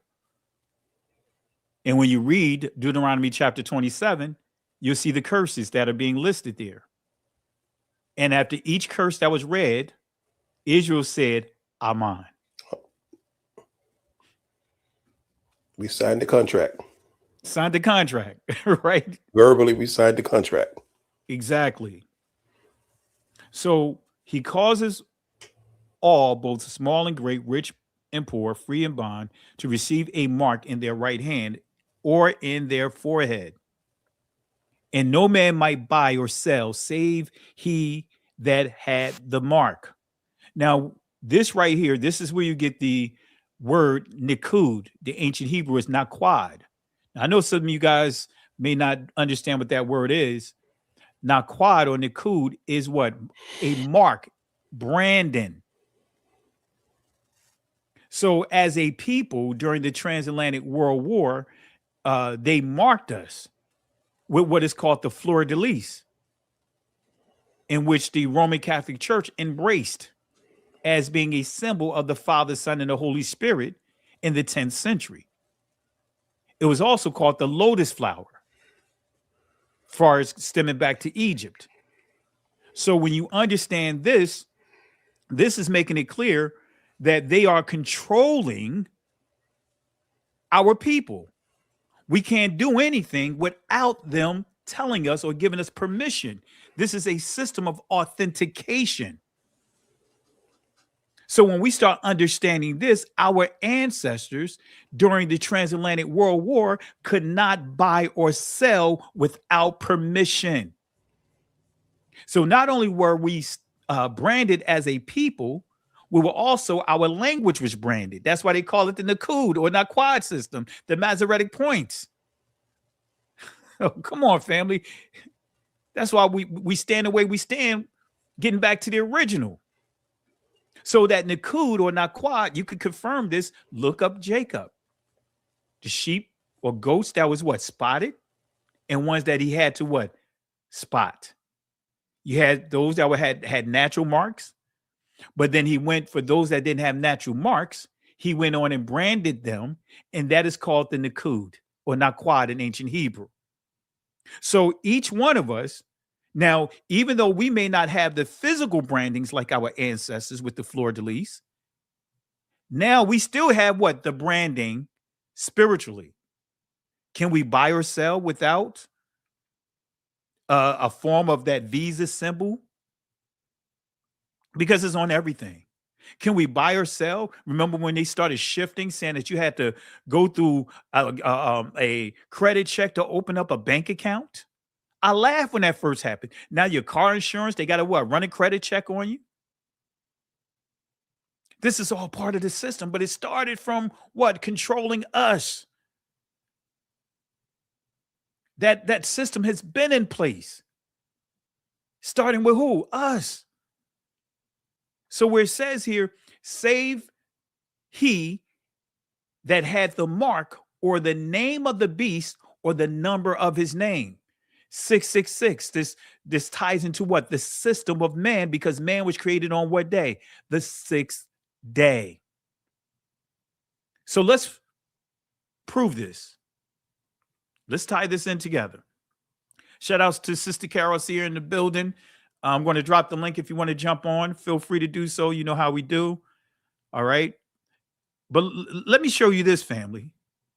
Oops, that's the wrong link. That's the link I dropped earlier. All right. All right. So this is Slave Patrols, Law and Violence in Virginia and the Carolinas by Chelsea Hansen, July 10th, 2019, right? This is a great book right here. A lot of information. Again, in the revised 1688 version of this slave law, the burden of capturing runaways was explicitly placed on all white men. So the responsibility was placed on not some white men. It said what? All white men. British Scholar, you look like you're saying something, but you're muted. Oh, I said, how many? And you said, all right, man. I thought you heard me, but he's still doing it today. Doing it today. Come on, family. Can I help you? What are you doing in this neighborhood? Come on, family. What's Ahmaud Arbery? He was gunned down by people that wasn't even part of that community. Again, in the revised 1688 version of this slave law, the burden of capturing runaways was explicitly placed on all white men, all masters, overseers, and other persons whatsoever. This is why I can't get with calling someone master, because this English word, the connection to this word and what it truly means, I can't get with that overseer, because in the church, especially when you start getting into the apostolic movement, they good with grabbing hold of titles. And I remember when they start pushing this overseer, I'm like, overseer, over officer, right? Remember KRS-One? Like, wait a minute, that's getting into the slave mentality. Why are we coming up with all these titles that's suppressive? So it says all masters, overseers, and other persons whatsoever who were required to give wandering slaves with no tickets a sound whipping. So every slave, if you were going to, if you was moving around on the plantation or whatever the case may be, you had to have what we call today receipts. And everyone wanted what? Pull receipts. Oh, I got receipts. I got receipts. I got receipts. That is the mindset coming from this system of what? Slave patrols. So look at here, who were required to give wandering slaves with no tickets a sound whipping and detain them until the owner could retrieve them. That played out on camera with Ahmaud Arbery, right? They detained him, shot him, murdered him. The law now mandated that bondsmen have passes when leaving their plantations, as it is absolutely necessary to the safety of this place. We've been indoctrinated with passes, hall passes. Yep. No matter what, and I've seen this when I was in Detroit, going to school in Detroit. I was in the special school for gifted and talented, because I was good with drawing. So I remember it was just me and another kid, Negro kid. And I remember the teacher did this to embarrass, to check us. Had to use the bathroom. He had to use the bathroom. I never forget. He trying to catch the teacher's attention, saying, "Hey, I got to use the bathroom. I got to use the bathroom." The teacher would not let him go to use the bathroom. And guess what ended up happening? He did it on himself. Used it on himself. And got laughed at, got humiliated. Yep. Guess what? I was taught, if you got to go, you go. Regardless of what the teacher say. If the teacher have a problem, then we'll sort it out. That's how I was taught. So here it is. I got to go to the bathroom. And the teacher trying to what? Do that same thing on me. Yep. She said no. Guess what I did? I got up and I went to the bathroom. Came back. And guess what? I didn't get in trouble. Little things like that, family, may seem minute, but it has a long-term effect in planting seeds. Go ahead, Barinsky. And Pastor, if it said, if you do not learn from history, you're doomed to repeat it. And they're trying to do it now. I know everybody's seen the young black Somalian who was arrested, wrestled to the ground, and he was a citizen, asking him for his passport, his ID, because he didn't have him physically on him. He had it on his phone, but they wouldn't take it.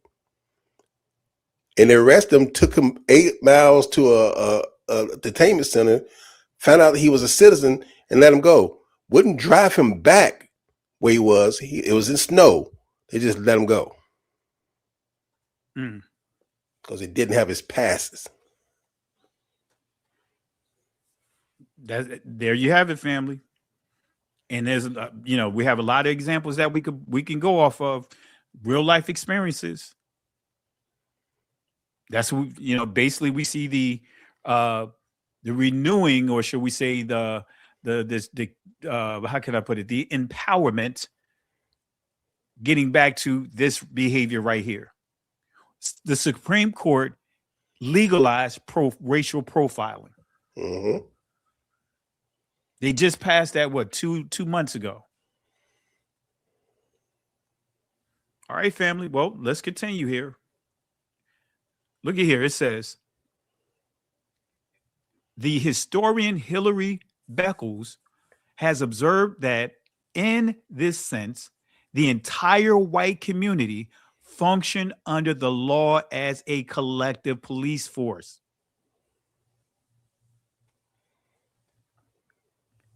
Sound like Exodus chapter 1. When Pharaoh got to the point, he empowered everyone in the community to kill every boy that was 2 years and under. Yes. All right, let's continue, family. Going back to the source, page 6. Look at what it says here. Southern whites feared their slaves and needed mastery over them. Doesn't that sound like the Egyptian playbook? The Egyptian was scared that, hey, if they know how great they are, that they're greater than us, we're going to have a problem. So we got to make sure they're cut off from any type of influence from anyone outside of Egypt. So Southern whites feared their slaves and needed mastery over them. The beginning of a formal, organized, and public slave patrol system in the antebellum South can be traced to the private, informal, and sometimes voluntary efforts of Spanish and individual colonists in the New World had to experience difficulty controlling their slaves before the rest of the white community would intervene to help restrict slave labor. Spaniards might entice English colonists, slaves, to freedom by giving bondsmen a safe haven as runaways, or by encouraging them to act as fifth column during battle. Let me read that again. I think I missed a word here. Them to act as fifth column forces during battle. I think I've missed forces. But this is where you get into Spanish Florida. Because when Florida was owned by Spain, our ancestors that were down in South Carolina and Georgia, they weren't trying to come all the way up to Canada. If you're in Macon is like, you're talking about hours of just traveling to Florida, and you're free. Yep.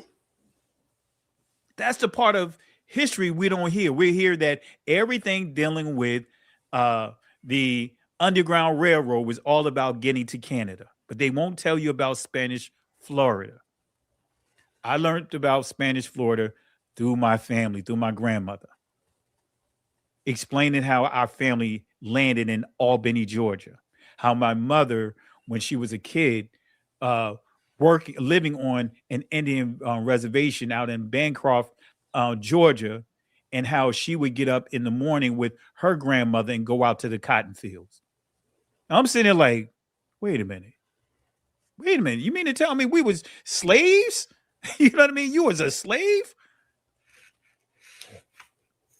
Family, we think that this stuff was so far along, so long ago, and don't realize, guess what? Slavery was not that long ago. No. And we're gonna go into a couple of sources here to prove this. But man, I was like, wow, that's my grandmother. She saw lynchings. That's what drove her from leaving Georgia to going up to Jersey. Many of them went to Jersey. Many of them went to New York. Many of them went to Detroit. That's how they left, because they couldn't stay there.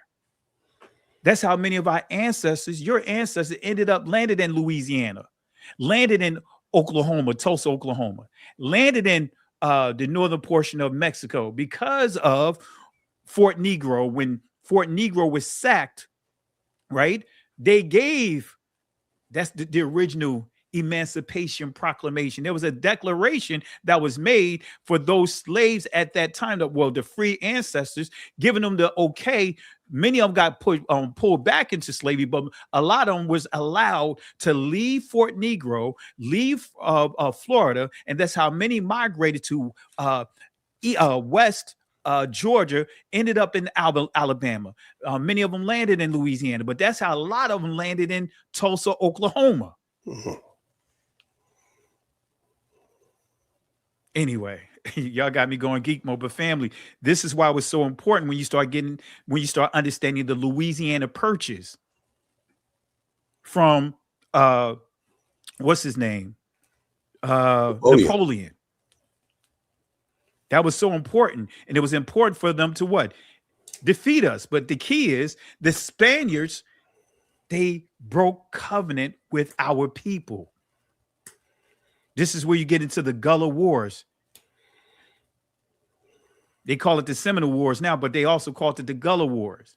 That was the longest war in this country. That lasted over 100 years. Thank you. They were getting the business handed to them. But nobody talks about it. Nobody talks about it. Exactly. But it was the Spaniards undermined our people by selling that property to the colonies. And they bombed Fort Negro. Just a luck of the draw. They hit it with a cannonball, and just so happened they hit the armory. And it blew up. But going back to Deuteronomy 28:68, no man can what? Redeem you. No man can what? Give you salvation. And we got lessons even with that. Even about with that, how we got undermined. They were even, let me share this real quick. They were making up Indian names just to have the Native Americans go at each other. They would create articles saying how this tribe right here is partners with this and doing X, Y, Z to try to get what? The local indigenous people to go at one another. Man, they was doing all kinds of crazy stuff that you don't hear anyone, I would say at least 98% of the people talking about. I remember I did a lecture on this at a school not too far from here. And man, it was like the people were like, I mean, literally silent. They couldn't believe it. He said that was one of the largest turnouts of those lectures. They just could not believe. I mean, not saying that they thought I was wrong, but they were shocked. They was like, this is history that we never knew. They don't teach. So look at here, family. It says, fugitive bondsmen caused reoccurring trouble for Spanish and Portuguese settlers. By the 1520s, runaways already posed problems for Spanish authorities in colonial Mexico. Fugitives had to be hunted down lest they inspire others to flee. All right. Skipping over to page 11, the historian Richard Dunn has written that overseers were expected to keep the Negro cabins under close surveillance. Doesn't that sound familiar? We dealing with that right now, right? Searching twice a month for stolen goods, clubs, wooden swords. Unlike in Spanish colonies, few indications suggest that white Barbadians used former bondsmen as slave catchers and the militia. Now, when we see here, former bondsmen, this is dealing with indentured servants. This is dealing with many of those Irishmen that was criminals. And guess what? They were allowed to work off their punishment by what? Indentured servitude. And then they were hired and given property. So don't get caught up, family, with this lie when that started under Donald Trump's first administration about Irish being slaves too. That's a complete fabricated lie. They were not treated as cattle slavery. Now, if we have enough time, we'll cover some of this. All right, because it's inside this presentation. So that's when you start seeing, when you see here bondsmen, that's indentured servants. It says Barbadians use former bondsmen as slave catchers and the militia. The failure of private paid slave catchers in the 1650s may have influenced the 1661 Slave Code, the first comprehensive law regulating slaves in Barbados. This is where you get the Barbados Slave Code, or the term Black Codes, or some of the other terms that you hear, the Negro Codes, or Code Lenore. So the new law shifted the job of slave control firmly onto the shoulders of all whites. We see that theme, right? Look at here. The new law shifted the job of slave control firmly onto the shoulders of all whites, not just overseers. The preamble to the act for the better ordering of government of Negroes reveals the motivating impulse behind the law's enactment.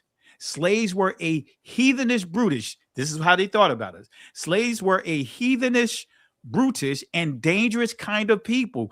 Doesn't that sound familiar?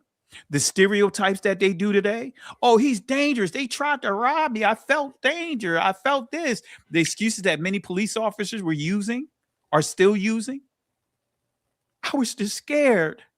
Like the Karen that was on the subway, on the train, lied and said that a brother man that was sitting there touched her, hit her, and everyone watching had to come to his defense as she was lying because she was harassing him. Come on, family. That's tying into the slave patrol.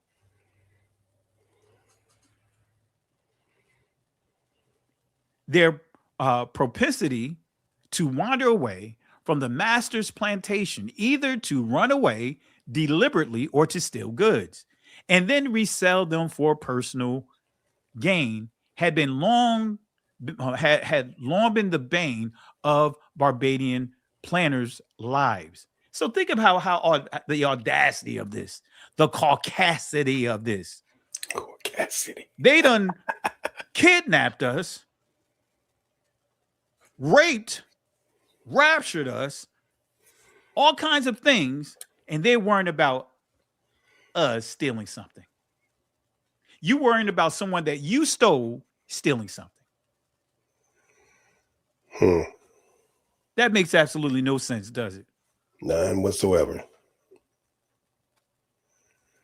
So constables and other white Barbadians shared responsibility for apprehending runaways who managed to flee their home plantation.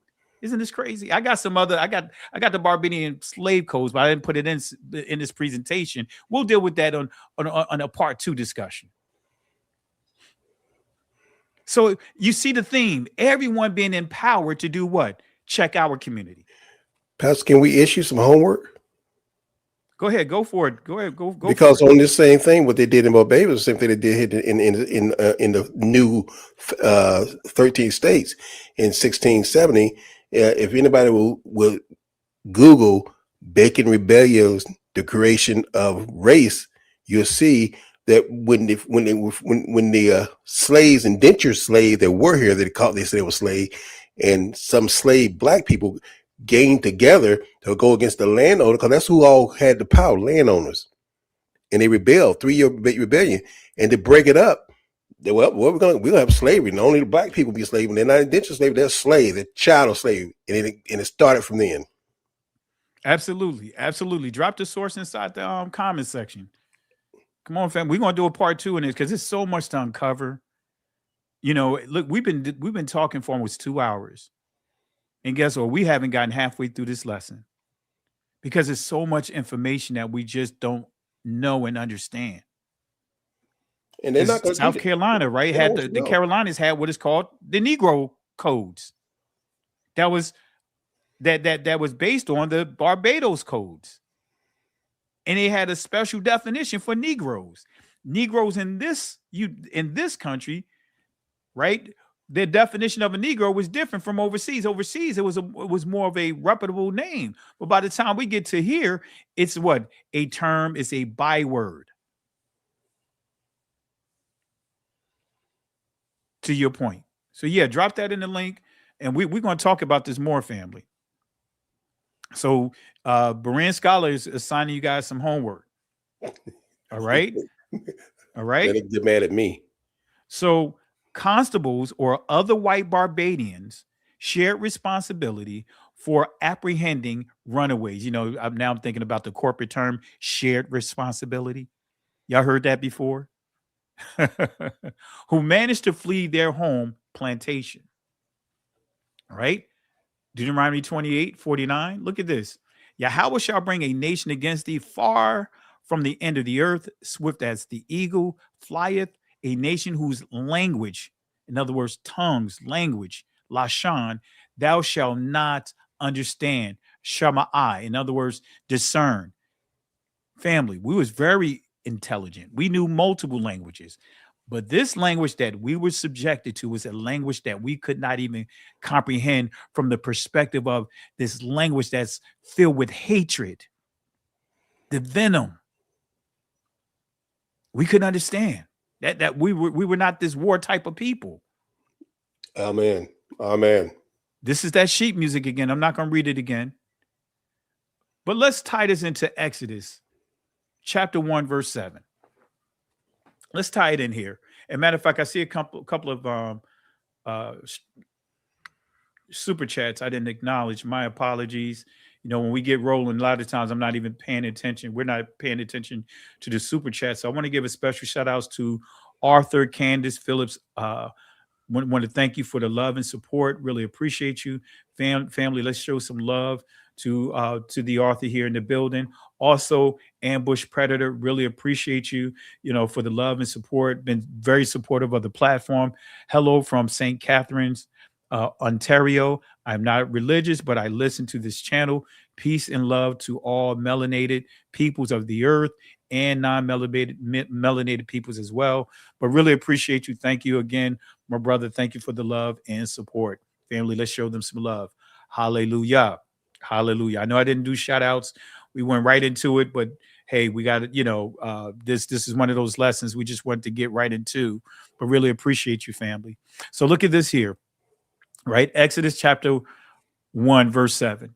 And the children of Israel were fruitful and increased abundantly and multiplied and waxed exceeding mighty and filled the land, and the land was filled with them. Now there arose up a new king over Egypt, which knew not Joseph. In other words, like, hey, this is someone that's going to shift. Like, hey, didn't have that relationship, don't care about our community. Doesn't it sound similar to like the legal systems, the politicians of today, right? But anyway, and when you look here, let's see here. Let me go back here. This is the part that I read I alluded to earlier. I'll just read this real quick, and then we're going to highlight some key information here. Let me pull it up here.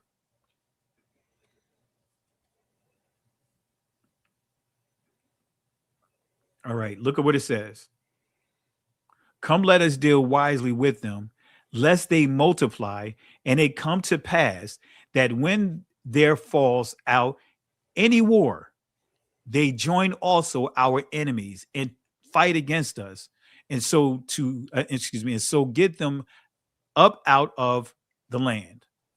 So, and then it says, therefore they did set over them taskmasters to afflict them with their burdens. All right, so you guys get the understanding here, and this is the point that I made when we was reading out of this source, that these behaviors come straight from Egypt. This is Egypt right here. Mm-hmm. The more they afflicted them, the more they what? Multiplied and prosper and grew. And they were grieved because of the children of Israel. They were what? Grieved. And that's what we sing inside this country that we live in. Not just in this country, but around the world. They are grieved that no matter what they threw at us, we're still able to take what they thought would be our demise, turns out to be our development. The very thing they thought that was going to take us out is elevating us. Come on, family. So again, the children of Israel were fruitful and increased abundantly and multiplied and waxed exceeding mighty, and the land was filled with them. So it's saying that we were all through the territory, all through the land. All right. But here's the key point that I want to make sure you guys understand. Increased abundantly, sharats or sharatzah, and multiplied, rabbah or rabbawa, and waxed exceeding, ma'ad or ma'adah. All right. Mighty. Let's break this down. Who are these slaves? Those slaves are Negroes. You know why, family? I love when you study history, because I remember I was watching, I'm going geek mode. I think it was called World War Z. And they were dealing with this virus. And it was a scientist who was a virologist, whatever you call it, world renowned. And he was young though. But he said something about the virus. He said, the virus is like a serial killer. The virus always give you a way on how to defeat it. So no matter how much our oppressors want to delete information, they always leave themselves open. Yep. And we can always get the truth. Look at here. This is Samuel George Morton, who is a cranium expert. He was a racist. Now, he came up with some crazy stuff, I have to admit. But the one thing they did not challenge is what I'm going to share with you here. Now, he went into all this thing about brain sizes and intellects and all that other stuff. We know that was crazy. But this right here, this one thing that they did not contest. I know I got Brian Scott laughing, right? This right here. I forgot you could see me. So this is on page 60. Look at what it says. If it be allowable to make these data the basis of calculation for the past 35 centuries, it will follow that upwards of 10 million Negroes have been brought as bondsmen into Egypt during that period. Wait a minute. So he's confirming, based off of the craniums, that it was over 700 craniums that he did analysis on, did comparisons on, and guess what? He discovered that those Negroes, wait a minute. These craniums that I'm seeing here are the same as the Negroes that are enslaved? That's what he's saying here. Look at what he says. It will follow that upwards of 10 millions of Negroes have been brought as bondsmen in Egypt during that period. The vast influx of Negroes into the valley of the Nile must necessarily have left its impressions on the physical traits of the Egyptians themselves. So now he's trying to explain the appearance of the Egyptians looking like Negroes. Now, family, y'all got to understand, Africa is a huge continent. I know some can't wrap their heads around when we said over 100+ million were kidnapped, were enslaved, was murdered, all of that, 100+ million. Africa is huge. You could put Russia, the United States, you could put China all together into the continent of Africa and still have land. And we were numerous. The maps to the lie. point that certain areas, they almost wiped out. That's why you see that territory Negro land. They named it because we were highly populated in that area. So look at what it says here. The vast influx of Negroes into the valley of the Nile must necessarily have left its impressions on the physical traits of the Egyptians themselves in modern times, as seen in the Copts and in more distant periods, as proved by the Negroid heads. So he's trying to explain their appearance. But this is what he says. but it may be inquired. In other words, I got questions. We got to ask this question. How does it happen that Negroes or their descendants should be found in the catacombs if they constituted a manial or slave caste in Egypt? Saying, how do we see all these skulls here? We got to ask this question. Where did it come from? Oh, but they didn't stop there. He didn't stop there. Page 66. Negroes were numerous. And this is what I'm reading, paragraph 8 right here. Negroes were numerous in Egypt, but their social position in ancient times was the same that it now is, that of servants and slaves. That's a mic drop right there. But family, I love research. And we could debunk the 1948ers. Because the 1948ers, as I pointed out earlier, some of you guys followed me for quite some time, connected the 1948ers to the Ashkenazis, right? Matter of fact, I'm going to let this Sister Carol's famous person, I'm going to let him say something about the name Ashkenazi. And then I'm going to break this down here. Where is he? This is for you, Sister Carol, since you didn't jump on. So now I'm going to have to do this to you. I'm going to have to drop this video on you, your favorite person. Here it is.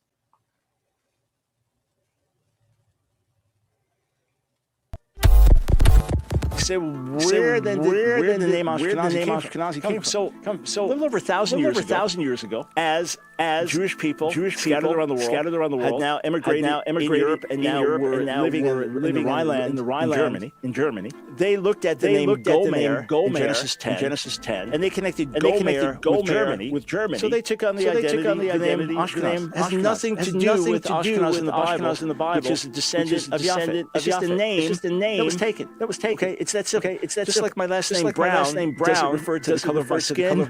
Just like my last name Brown doesn't refer to the color of my skin. Just like my last name Brown doesn't refer to the color of my skin. Michael Brown. I am Caucasian. Just like my last name Brown doesn't refer to the color of my skin. Anything else, it was shortened from a Russian name. When my grandfather came over at Ellis Island, and the name got shortened. It's just a name. That's all it is. So the idea that Ashkenazi Jews are descended from Japhet is myth.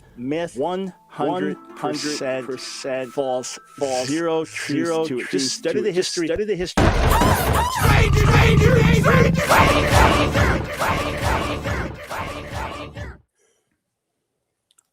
So I don't have the extra clips here because he also make mention of the Scythians, right? And he has this thing of his pattern is they just disappeared. Like the Khazarians, they disappeared. The Scythians, they disappeared. The Scythians is connected to the Ashkenazis. That's a fact, right? So let's see what this source say about the Scythians, right? Because if they are blood descendants of Israel, then there should be a reference to them in the source here. And look at what it says here. Look at what it says here. Let me zoom in.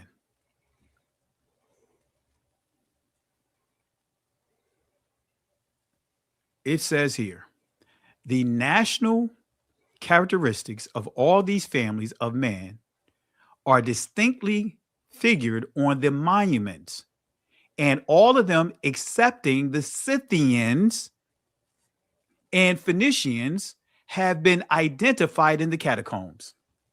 So not a single skull that have been found comparing them to the slaves in Egypt. They didn't find a single ancient cranium.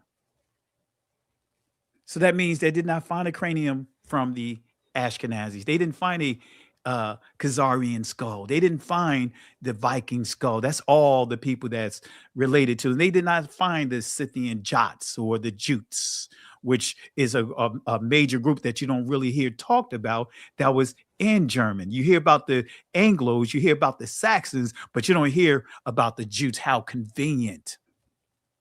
That's part of the thing. So it makes it clear here. Let me read it one more time. I'm not going to go slow-mo. I'm tempted, but I'm not going to go slow-mo. Right? The national characteristics of all these families of man are distinctly figured on the monuments, and all of them, excepting the Scythians and the Phoenicians, have been identified in the catacombs. That's a mic drop right there. Any comments, Berean scholar? You dropping source after source after source showing the color of the Egyptian that matches who was mistaken for the for our people too, and it's more than a mic drop. It's a hammer drop. You can't make it any plainer, right? And the lies that history has told us, the lies that the education system told them, because we know who controlled the educational system in the books and all that stuff. Those things has been sent to brainwash us to not know it. Absolutely. Absolutely. And, you know, since we playing video clips, family, and we'll continue, let me just play this clip here. I like to play these clips from time to time. I haven't played it, but let me just play this for those that are still struggling with the appearance of Adam, Eve, and even the early Israelites. Let me just play a couple of clips here. All right.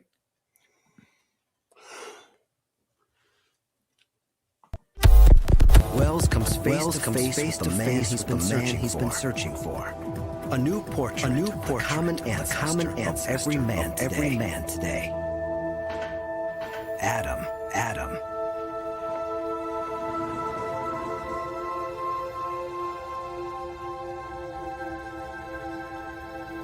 Without the skull, we can't know for sure what Adam looked like. But a combination genetic evidence, vendors' forensic skills, and cutting-edge computer software suggests he looked something like this. Thousands of years after the Bible, and hundreds of years after Michelangelo, we have a whole new face for Adam. And this is how we can trace our way back to our genetic Eve and her daughters. So written within it is the history of the world's women, and therefore the human race. Professor Rebecca Kahn was the pioneering scientist who uncovered the first all-important clue. I started working on human mitochondria so that I would have some kind of view that was objective, that would help me understand and help other people understand how humans around the world were related. With this new science, she could. Harmless mutation happens all the time in some part of the mitochondrial DNA, leaving minute markers at every change. These markers are like barcodes and can be read in the same way. Kahn and her team discovered the changes happen at a fairly constant rate. They found the groups with the earliest markers were the Africans living inside Africa, and wondered if they might be the oldest people in the world. I was very excited when I first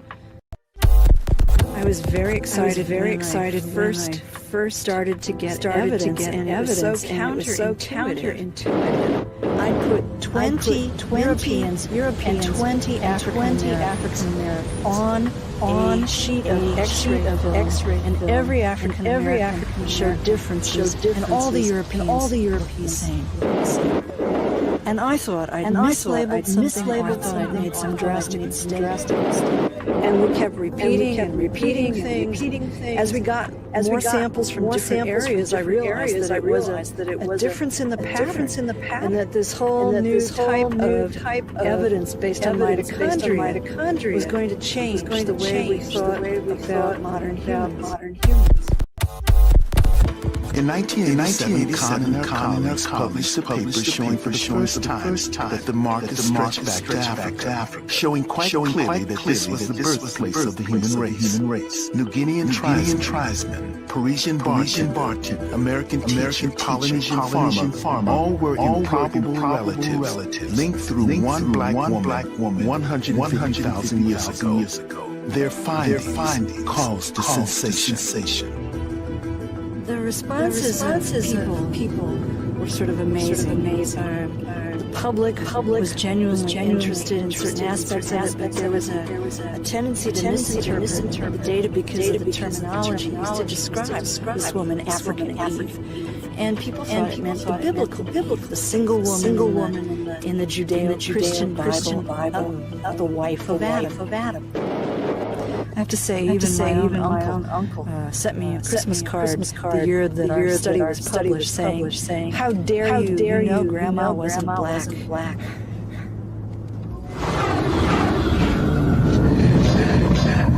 Her work is rewriting human history. Through it, we now know the first mutations took place in Africa. Their bones were discovered in Kafsay caves near Nazareth in Galilee in 1933. 13 fragile skeletons, one a woman, a tiny baby at her feet. When these bones were first uncovered, they were the oldest complete modern human skeletons ever found. The numerous skeletons that have been found in caves in Israel at the sites of Kafsay and Shul show us that there were modern humans outside of Africa over 100,000 years ago. All right, but you notice he still wanted to say outside of Africa.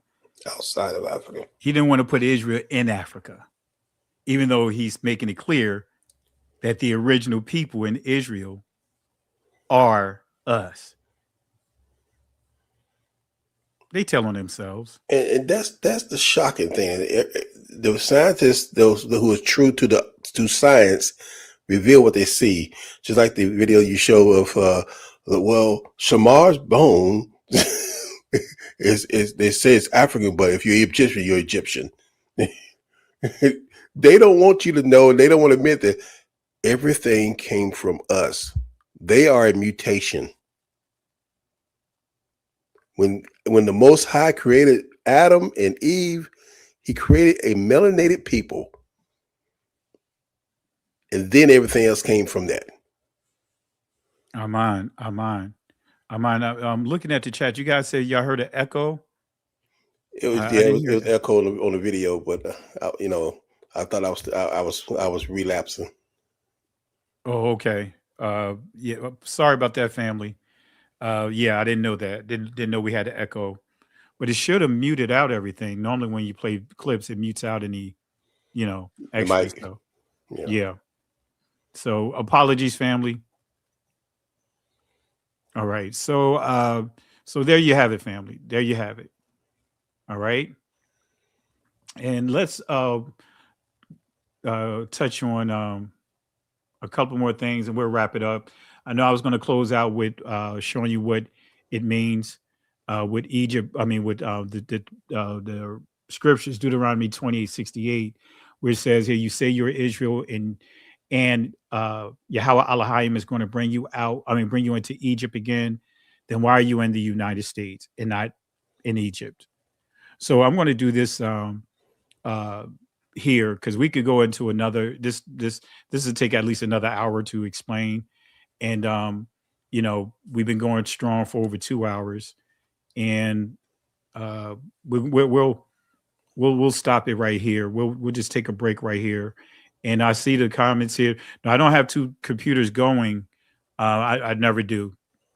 So I'm not sure why the echo is, or whatever issues are having. I really believe it's StreamYard, because all of a sudden I was having all kinds of issues. And when I start seeing numbers start dropping and things like that, it's like, what are they doing? You know what I mean? So I've been, I'm using the same settings. So I'm not sure why, I'm having the issues that I'm having, with the audio. So my apologies, family. But like I said, just with this lesson here, let me see what slide we on.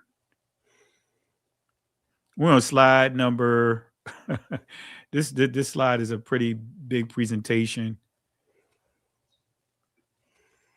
And the reason is because Pastor Richardson is a research junkie.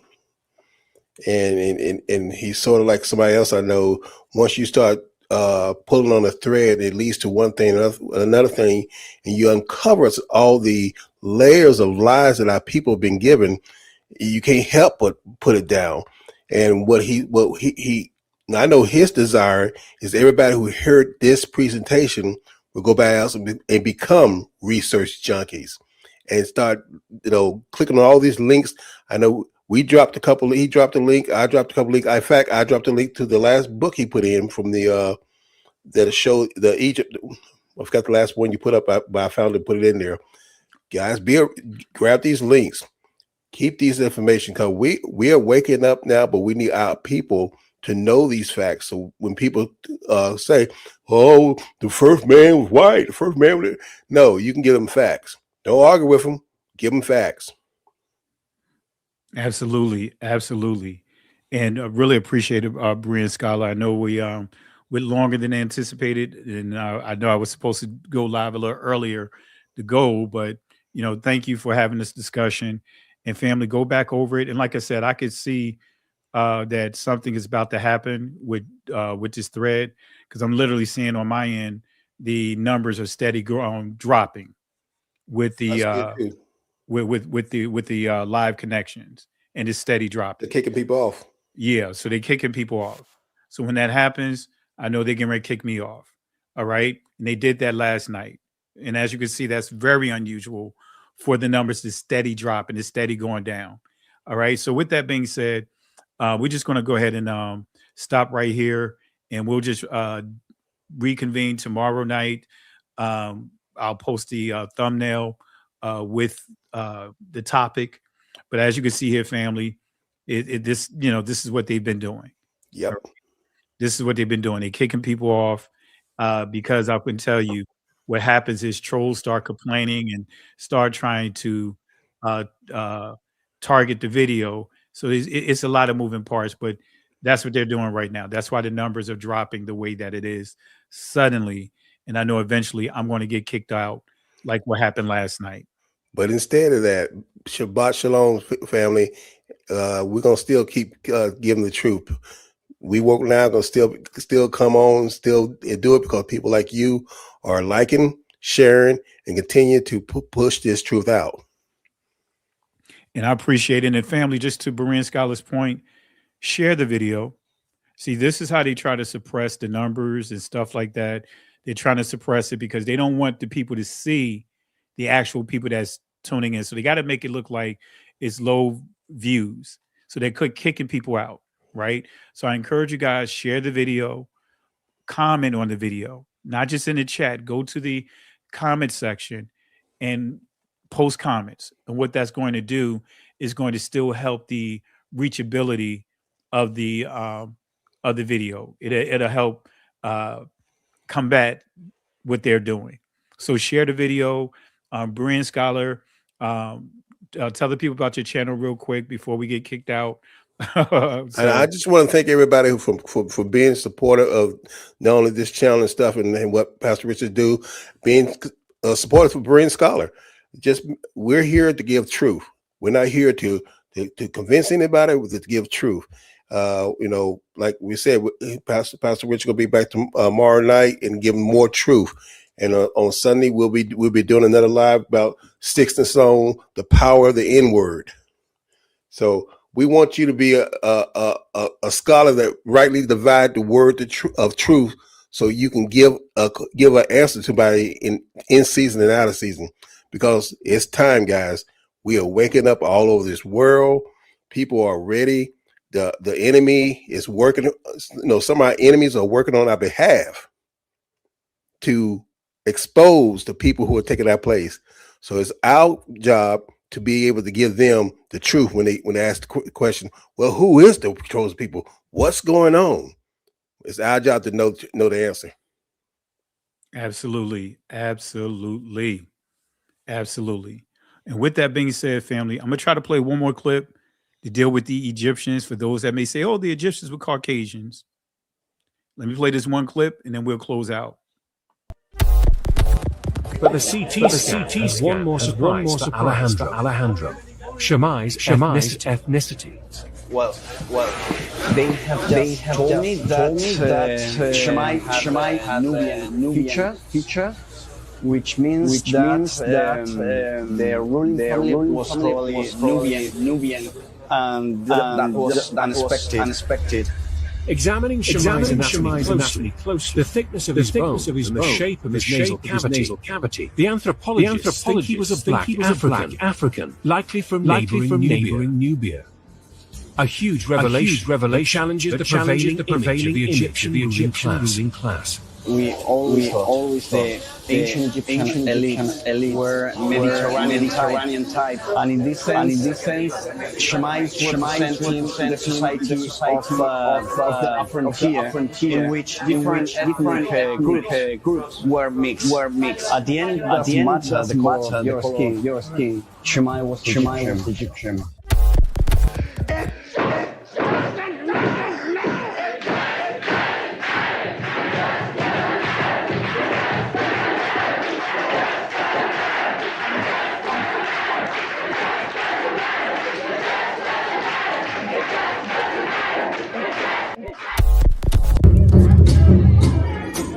Listen. Genesis chapter 11 verse 10. Explains the genealogy of Shem. Shem was a black man in Africa. If you repeat this back, Genesis 14 verse 13. Abraham steps on the scene. Being a descendant of Shem, which is a fact, Abraham too was Abraham, born in the city of a black man, called Nimrod, grandson of Ham. Ham had 4 sons. One was named Canaan. Here, let me do some explaining. Abraham, Isaac was Jacob had 12 sons, for real, and these were the children of Israel. According to Genesis chapter 10, these were the children of Israel. According to Genesis chapter 10, these were the children of Israel.